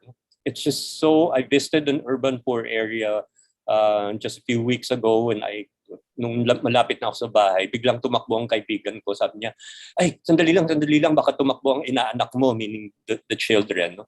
Because this is an urban poor area. Alam mo ang multa nila? Sabi niya, 1,000 ang multa dito kung ang mga anak namin ay nasa kalsada. Can you imagine? So the poor who are so who were the most victimized in this pandemic are further penalized using the language of epidemiology. And I think it is something that we in anthropology should handle as well. Part of the constructions of myths again. It is totally unscientific. Maybe one last thing here also. It is because of the privileging of epidemiologists that you do not have attention being given at mahalaga ito to long COVID cases. The statistics are clear, but the epidemiologists do not recognize it. Once you're infected, once you're recovered, you're out of their sight. Okay, epidemiology. But we know many people, including Filipinos, the estimate now is at least 30% of people who get infected will continue to have the symptoms for a number of months. And no one is taking care of them because they do not fall into any category. That is the tyranny of the privileging of epidemiology. And what do we medical anthropologists do? We have to expose it. Okay. Okay. Thank you very much, Mike. Okay, I hope nasagot yung tanong, no? One of the questions here as well is the issue of carrying out research with a huge fee or a huge sum na hindi kaya ng maraming undergrad students. Meron bang isang interesado among us to address this question? That's from yeah, may mag-address? Yes, sir. Ang pagkaintindi ko doon sa tanong, yung mga gustong mag-research sa mga indigenous cultural communities. Yes. Matagal na yan issue ng mga researchers. Sometimes I've been asked that question a number of times. Actually, ito yung state response doon sa struggle for self-determination ng mga IPs. Na yung mga IPs din, they want to assert their autonomy in terms of their capacity. Ang handle namin dito is the concept of the evolving capacity of claimants to self-determination, whether personal, group, or national, different levels. So kung tinitingnan namin yung capacity ng local communities, iba-iba Meron ng mga iba na kaya na nila mag-research mismo. So ayaw nila na iba yung mag-research, no? Meron yung mga iba na kailangan nila ang tulong. Yung sabi nga, kayong mga anthropologists, pinag-aaralan ninyo kami. Turuan ninyo kami kung paano namin kayo pag-aaralan, kayong mga anthropologists, para kami mismo matutong mag-aral ng sarili namin. So iba't ibang levels yan But the problem is that when it became an obligation of the state to control yung research, ang argument namin noon, parang violation yan ng right to academic freedom of research. So they developed this idea of free and prior informed consent na napaka how do you call that? Hassle, mabusisi. Tapos yung ibang communities naman, ang ang charge ng mga ibang researchers, pinipirahan lang yung process. Alam po yan, si Dr. Mijares, yung trabaho nila is si Dr. who's in genetics, sa genome. So yung relationship ng communities and then NCIP as a state apparatus and the researchers is a complicated process. Ang bottom line namin, ano yung evolving capacity ng mga communities to undertake what outsiders want to do.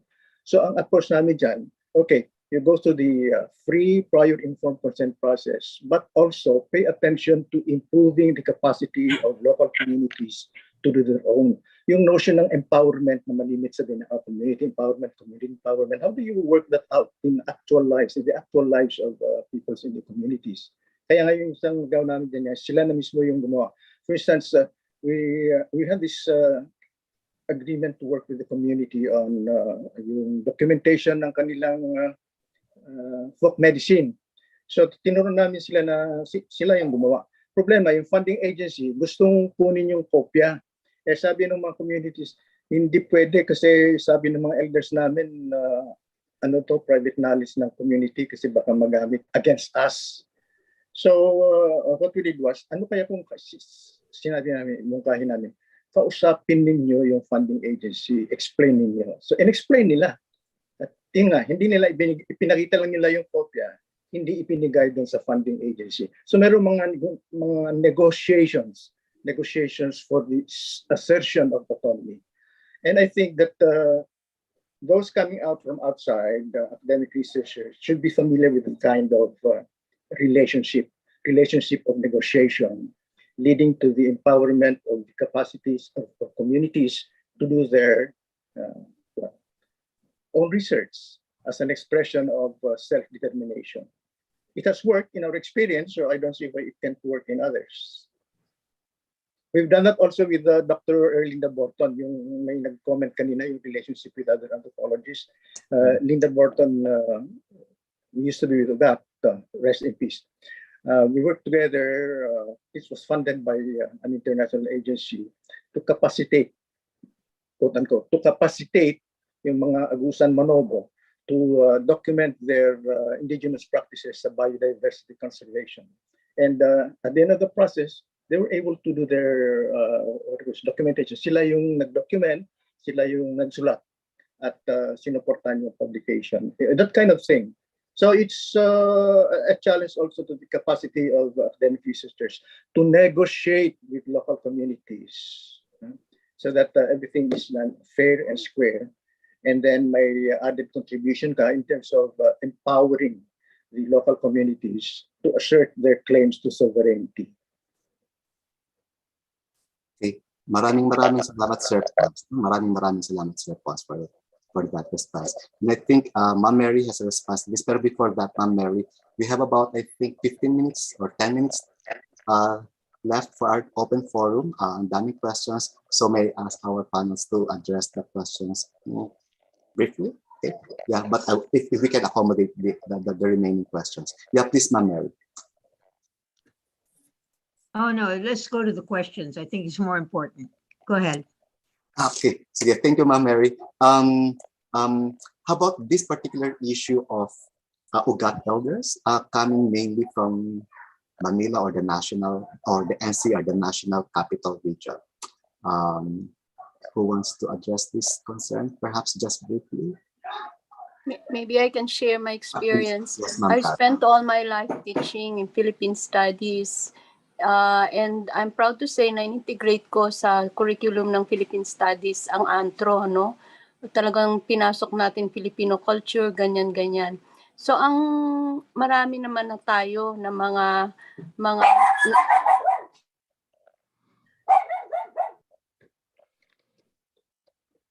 dito kasi yung alaga ko. So I'm proud to say na marami naman na tayong mga anthropologists. Of course, iba-iba rin yung framework. Iba-iba yung framework, pero marami na tayong PhD faculty members sa Mindanao, Muslims, mga ganon sila. At hopefully, dala naman nila yung ating mga narratives, no? Pero yung, sige, tigilan muna ako, matigas ang ulo ng aso ko dito eh. Sige, okay. I-welcome ko sana yung tunog din ng aso. That's part of the soundscape of this kind of aesthetics. Anyway, sige, mamaya-maya, Ma'am Carol, just let us know when you are ready. Yes, Ma'am Mary, and then Sir Pons, and then there are two questions here, but they are related questions. So after your responses, I'll ask the questions. Sige, go ahead, Ma'am Mary, and then Sir Pons. Just to continue what Carol was saying and earlier, that in addition to more anthropologists, of course, existing all over the Philippines now, many of them, the majority, I guess, teaching in some university or college, but we have to make, I think, a conscious decision to get our students involved. And that means sometimes in our own work or through our contacts, because I find that once you introduce the students for their fieldwork requirement, for example, to some community or group that would value the kind of knowledge that they are willing to help people gather or to support, the students get really excited. And what I have found is they get very committed to the community and to the people in it. And they stay even after the class, they maintain relationships with them. And move into, doing volunteer work with them or getting others to help. So I think that as faculty, we should make a very strong pitch for getting students involved, not as to exploit knowledge from the community, but through our own knowledge and knowing of those people in the community, bring them into that kind of mutual partnership learning situation. They take it from there because they begin to see how important people are. Okay. May I just add one more comment? Sige. We have the anti-terrorism law. As an anthropologist, meron akong mga PhD students na magdi-dissertation writing. And sabi ni Dr. Jucano, to understand the people, you should stay in the field at least 1 year. Talagang idol ko si Dr. Jucano. They cannot do it now because they're so scared, especially my 2 PhD students in Mindanao. So I will request for an extension of their program because of the anti-terrorism law. Pumunta ka lang sa isang lumad community ngayon, binabantayan ka na ng mga law enforcers. So this is a dilemma. So I will just write very forcefully na extend lahat ang dissertation writing time ng 3 kong estudyante. Okay, yes. Thank you, Ma'am Carol. Yes, Sir Pos, and then there's a question here for Ma'am Sario regarding female and marginalized. Go ahead, Sir Pos. Kung naintindihan ko yung tanong, bakit parang NCR lang yung Council of Elders? Kasi historical naman yan, ano? I think, looking back, I think there was an effort by your organizing group, for instance, to have John Prill here, no? At saka hindi ko alam kung paano yung definition ba ng Council of Elders, yung meron bang age bracket yan o ano ba engagement sa anthro or whatever. Kasi kung age, malinaw na yung nasa Cordillera, sina John Prill, well, just like us, yung ating time budget to stay on planet Earth, medyo nauubos na. So sa Mindanao, sina Linda Borton, sumakbilang buhay mo rin. I don't know about Lilian. Si Lilian ba? Council of Elders naman. Bata pa naman si Lilian. So anyway, parang ano din yung result of this, what do you call this, loss of our time budget on planet Earth. So ang nangyari, yung mga natira na so-called pwedeng Council of Elders, taga rito na lang ang natira. O sabi ni Lilian, bata pa daw. So, yeah. Thank you, Sir Pons, for reading the note of Lilian here. Tingnan na sinasabi ni Fras. So kung yun ang susundin, although I don't know whether you have your own metrics, parameters to decide who should be considered member of the Council of Elders.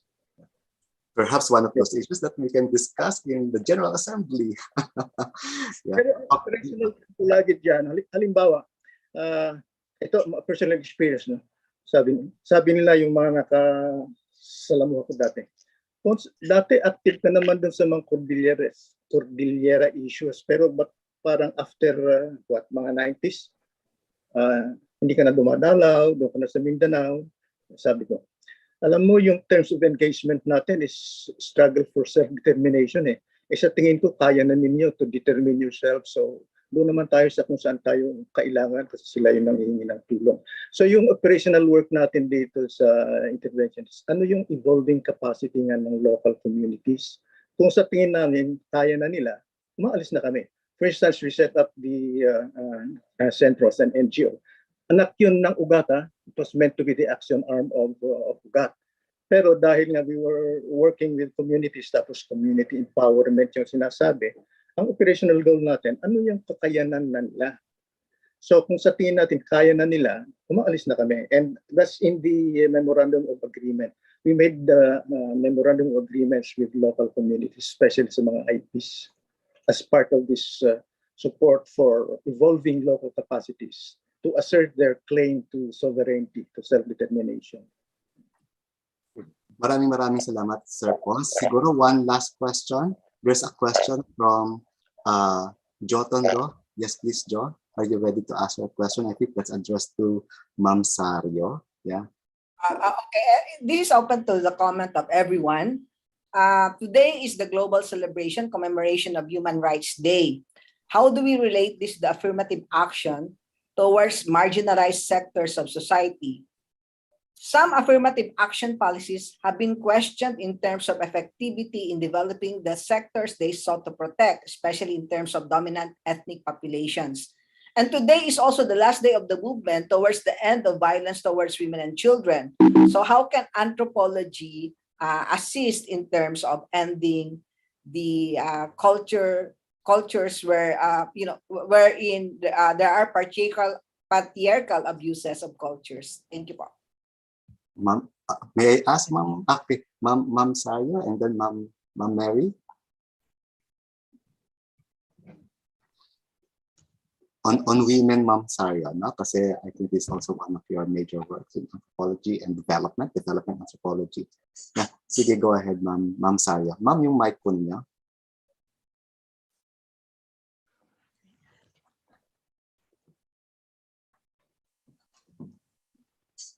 We can hear you. There you go. Okay, sorry. Yeah, as I said in my short little note earlier, that we have to be engaged, not only study or do research in the community. The engagement comes as a result of that knowledge, and that we should take action in one way or another, not dictating any particular way that we could be engaged. So I think this should be an approach that all anthropologists should hold dear and practice. What else can I say? I have personally done that in terms of community work, a lot of community work, not only in my area of study, which was Ifugao, but also in Metro Manila with home-based workers, for example, and other women's sectors. So that's all I can say. Okay, thank you, Ma'am Saya. Ma'am Mary, okay. Yes, go ahead. Definitely, when it comes to people's rights, we have to be there where the people are. Now, as academics, it's not, we really cannot do that systematically. You have to connect with civil society. The Philippines is absolutely amazing in the number of NGO groups, you want to call the leftist party groups, who are really based in communities or connect a lot. We don't connect with them. One of my major frustrations is I don't see social scientists, actively involved in everyday sense with community-based NGOs. You look at Bennagen, who has done great work, but he had to get out of academia and form an NGO to do the work he does as an anthropologist.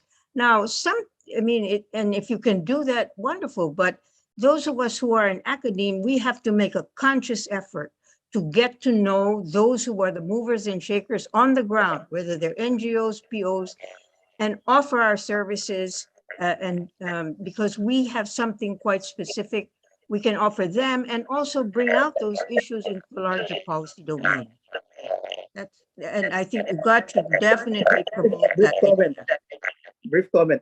When I left the university, I said I want to live a simpler life, but I mean, no fancy. And soon after, my life became simply complicated because it's so complicated to work with local communities. But we made it as a terms of our engagement. Yun nga, yung empowerment, empowering communities in their struggle for the right to assert their whatever, land, indigenous knowledge, whatever. And we said, as our indicator, yung pagpasok natin is the start of the phase out of our work to enter community. Ang gusto naming marinig sa inyo, after a while, sabi niya, pwede na kayong umalis kasi kaya na namin. Yeah. It was that basis that we work with them. Yeah, very interesting point. Can I just add one of the great achievements that I think organizing the urban poor has happened is now they're the ones who say we have a right to the city.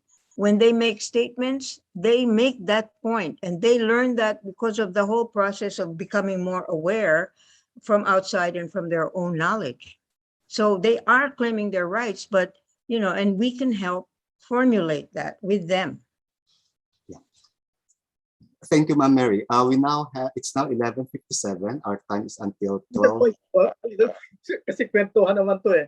Yeah, Yun sige. yung ugat conference sa Cebu. I spoke of rights-based ethnography. No? Consideration ng ano ba yung pinaglalaban ng mga local communities para dun sa kanilang autonomy, no? Local sovereignty, whatever, control over their land resources, their wealth, their intangible knowledge, etc. Pero hindi nag-register yata eh. So yung concept ng rights-based ethnography, anthropology, mas umusbong sa labas ng akademya. Kasi nakikita ko, no? Of course, pwede ting sabihin na kung basahin mo yung kanilang nasulat, ano ba ito? Ethnography ba ito? But it's theirs. Yeah. Kanila yun eh. At nagagamit nila doon sa kanilang struggle. So, kailangan i-address natin, ano ba yung itsura nung labas ng ganitong academic knowledge production? Sino ang nakikinabang doon sa mga knowledge products? Or are we simply reinforcing, strengthening the structures of domination within academia, so that academia in the end becomes a structure of the state to maintain the hegemony of state agencies and academic institutions, as well as academic personalities. Power relations lahat yan eh. And then very asymmetric. So yun lang yung dagdag. Maraming lahat. Yeah. Okay, it's 11:59. We're advised to end the symposium or the open forum at 12, but perhaps we can extend up to 5 minutes. Quick words, please. Final notes before we close the discussion. Talagang ganito ang kwentuhan natin, no? Extend, and no problem with that. But for now, let's limit it until about 12:10 or 12:05. Yeah, please. Siguro this time, uunahin ko si Sir Pons. Just a brief, preferably less than a minute, final words for our audience, for our co-anthropologists, and then alphabetical lang next. Yeah. Go ahead, Sir Pons. Microphone, Sir Pons. Microphone. Sentence. Padayon ang pakigbisog. As I say in Mindanao. Padayon ang pakigbisog. And with a struggle for our rights. Rights for survival, for security and well-being. Kalayaan at ligtas at maginhawang pamumuhay. At any level, personal, nation state, humanity. We are struggling for survival, for security, well-being, and all elements to provide well-being. Well-being, including well-being of the ecosystem, planetary ecosystem. Maraming salamat. Maraming salamat, Sir Pons. Now, alphabetical. Fras, are you there, Fras? Yeah. Gusto kong sabihin na malaking paghanga ko sa pagkaka-organize ng conference na to, and it's interesting because hindi lang nakikiuso, kundi kasi ang ano ngayon, ang uso, decoloniality, etc. But ang pinakita natin dito, talagang may roots na yon sa Philippine context. Hindi naman bago to a certain extent, no? Pero pinalamanan pa further. And kino-congratulate ko yung buong pamunuan ng UGAT ngayon. Salamat. Okay, maraming salamat din, Fras. Now, next, Raul. Raul Pertierra. Yeah.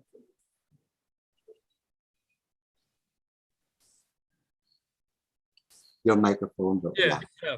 No, well, I was just going to say, I think Pons and Mary, and to some extent Michael Tan, are extraordinary in their actually activist anthropologists. And I think this is a very important role. But not, but some of us, like myself, are more contemplative. And I think there's also a scope for an anthropology of contemplation. I mean, in other words, we have to balance both. Activists like Pons and Mary, who are totally and fully involved in their community, and Michael, and I'm sure many of us also, no, including me, but I'm not as involved as, say, Mary and Ponce. But I think there's another role for anthropology, you know, to well, more like a contemplative monk. And siguro that's what that's what I feel most comfortable. Thank you. Maraming salamat, Raul, for that. No? Next is Professor Ma'am Mary. Yeah. Yeah, well, I think I sympathize with Raul, you know, that yes, we should be diverse. But let me just say the last thing I want to point out, which I haven't emphasized, which I always do, is in communities, it's in urban poor communities, and I think rural poor also, it's really the women who are concerned with these issues, which are very human rights related. And because they know the community, they're there a lot of times, they care. And so they are the easiest to organize. They really take it, you know. Actually, we find in urban poor communities worldwide, that seems to be the case. I mean, Latin America at the very least, and I know in Africa as well. So there's something there that on the gender side that women have become very significant for community organizing, and maybe academics have to recognize that and connect with them also. Thank you. Thank you, Ma'am Mary. No? Next is Ma'am Sario. Yes. Am I on? Yes. Can you hear me? Oh, okay, good. Well, throughout my adult life, you might say, I've always been involved in extra academic work with women and workers. I used to be the founder of the All UP Workers Union together with other employees of UP.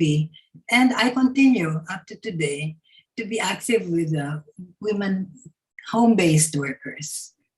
So I do research if they want me to do that.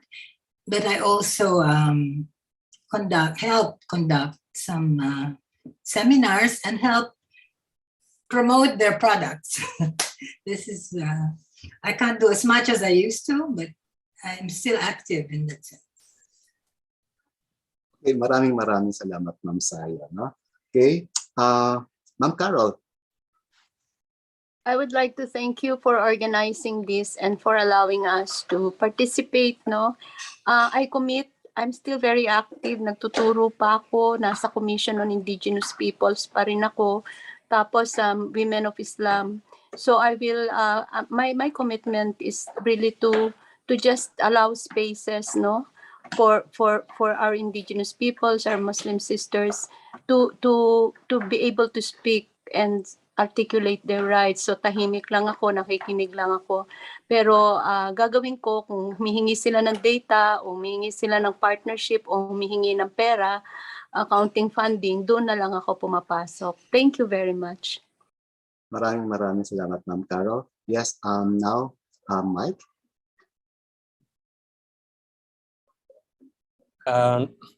Konting self-interest dito, since you started already with having the panel with elders, sana naman may anthropology of for whatever prepositions we want to use in relation to aging. Sige, Mike, go. Yes. I'd like to say na let's go and interview Raul, right? Part of the contemplative, we don't always have the time to write things down, but please visit us. Neil Smolder is all alone in Lukban. He was one of the ones who wrote so much about the Philippines, and he keeps saying, come and visit me. No one's visiting him. If some of you want to do that, I will introduce you so you can go and see him. And you can drop by Magdalena and talk with Raul. No? And then another anthropology of aging, I think we have to look at the cultural aspects of aging in the Philippines. It's a myth that we take good care of our elderly. No? If we don't fight, we elderly, no? If we don't fight for our rights, we end up being sequestered in our rooms under the pretext of protecting us. We want to be active. We will go out. We will fight with you. whenever there are rallies, the elderly also get together, and we need to tell our stories. That's the other thing, especially about martial law and all the other bungi periods in our history. No? Hindi naman, wala pa naman atang ganong katanda dito na hanggang Japanese occupation. But I think some of us can talk about the 50s, 60s onwards. Maraming salamat sa lahat. Maraming salamat, Mike. And with that, maraming salamat sa ating mga elders. Oh no, Maria said Niels just passed away. I feel guilty now. I didn't get to visit him. Mm-hmm. Oh, okay. I'm so sorry to hear that news. Okay. Anyway, maraming salamat sa ating mga members of the audience. But before we leave, we still have a big number here, 83. Kanina 94, 83. But before you leave, please, magkakaroon tayo ng photo op. Pero before that photo op, may certificate tayo as an appreciation, a gesture of our huge thanks to all our elders who are with us right now. Okay, yeah, thank you. Lumaki, hindi ko siya mabasa. Okay, Ugnayang Pang-agham Tao, Anthropological Association of the Philippines, the Department of Sociology and Anthropology, Anthropological and Sociological Initiatives of the Ateneo, and the Institute of Philippine Culture present this certificate of appreciation to Eufracio C. Abaya. Mamaya babanggitin ko lahat sila, no? For participating in the UGATAN Roundtable discussion titled Pagbabalik-ugat, Postcolonial Moments in Philippine Anthropology, Disengagements, Re-territorializations, and Re-explorations. Next name, please. Professor Ponciano L. Bennagen. Next, Raul Pertierra, Mary Racelis, Rosario de Santos, Carolyn Sobritchea, Michael L. Tan, and Fernando Nakpil Zialcita during this 43rd annual conference of the Ugnayang Pang-agham Tao, Anthropologies of Decolonization and Beyond, signed by the current UGAT President, Esquilpila Bastilla, the Director of the Institute of Philippine Culture, Enrique Nino Leviste, and the Chair of the Department of Anthropology, Sociology and Anthropology, Jose Joel P. Canuday. Sa ating mga speakers at sa ating lahat, maraming salamat. But before we leave, we need this digital moment as well. Okay, photo up down. Who's in charge? Please help us here navigate this one. What do we do? Please advise us. Please give us some directions. Yeah, siguro Edo, for speakers first, and then the whole gallery. You're muted, Edo. Are you counting down?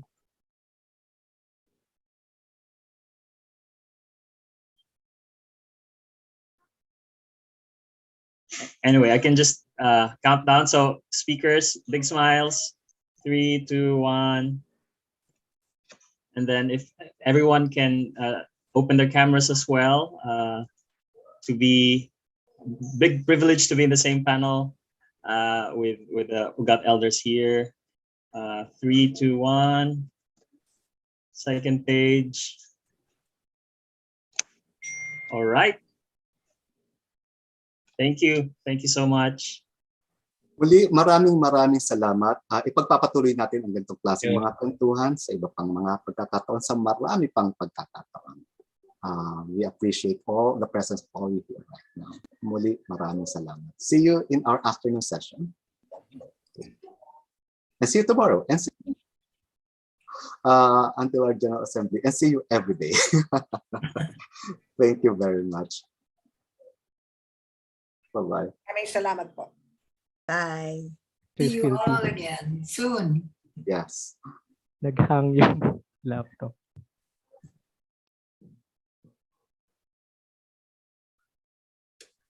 Ayon. Thanks, Sir Pons. Thank you. Hi, Sir Pons. Ayon.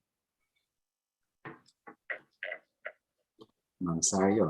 Thank you, Ma'am Sario. Thank you, Sir Pons, sa inyong lahat. Hindi ko na mababanggit kayo sa See you at 2 o'clock. Tama ba? 2 o'clock yung next session. All right.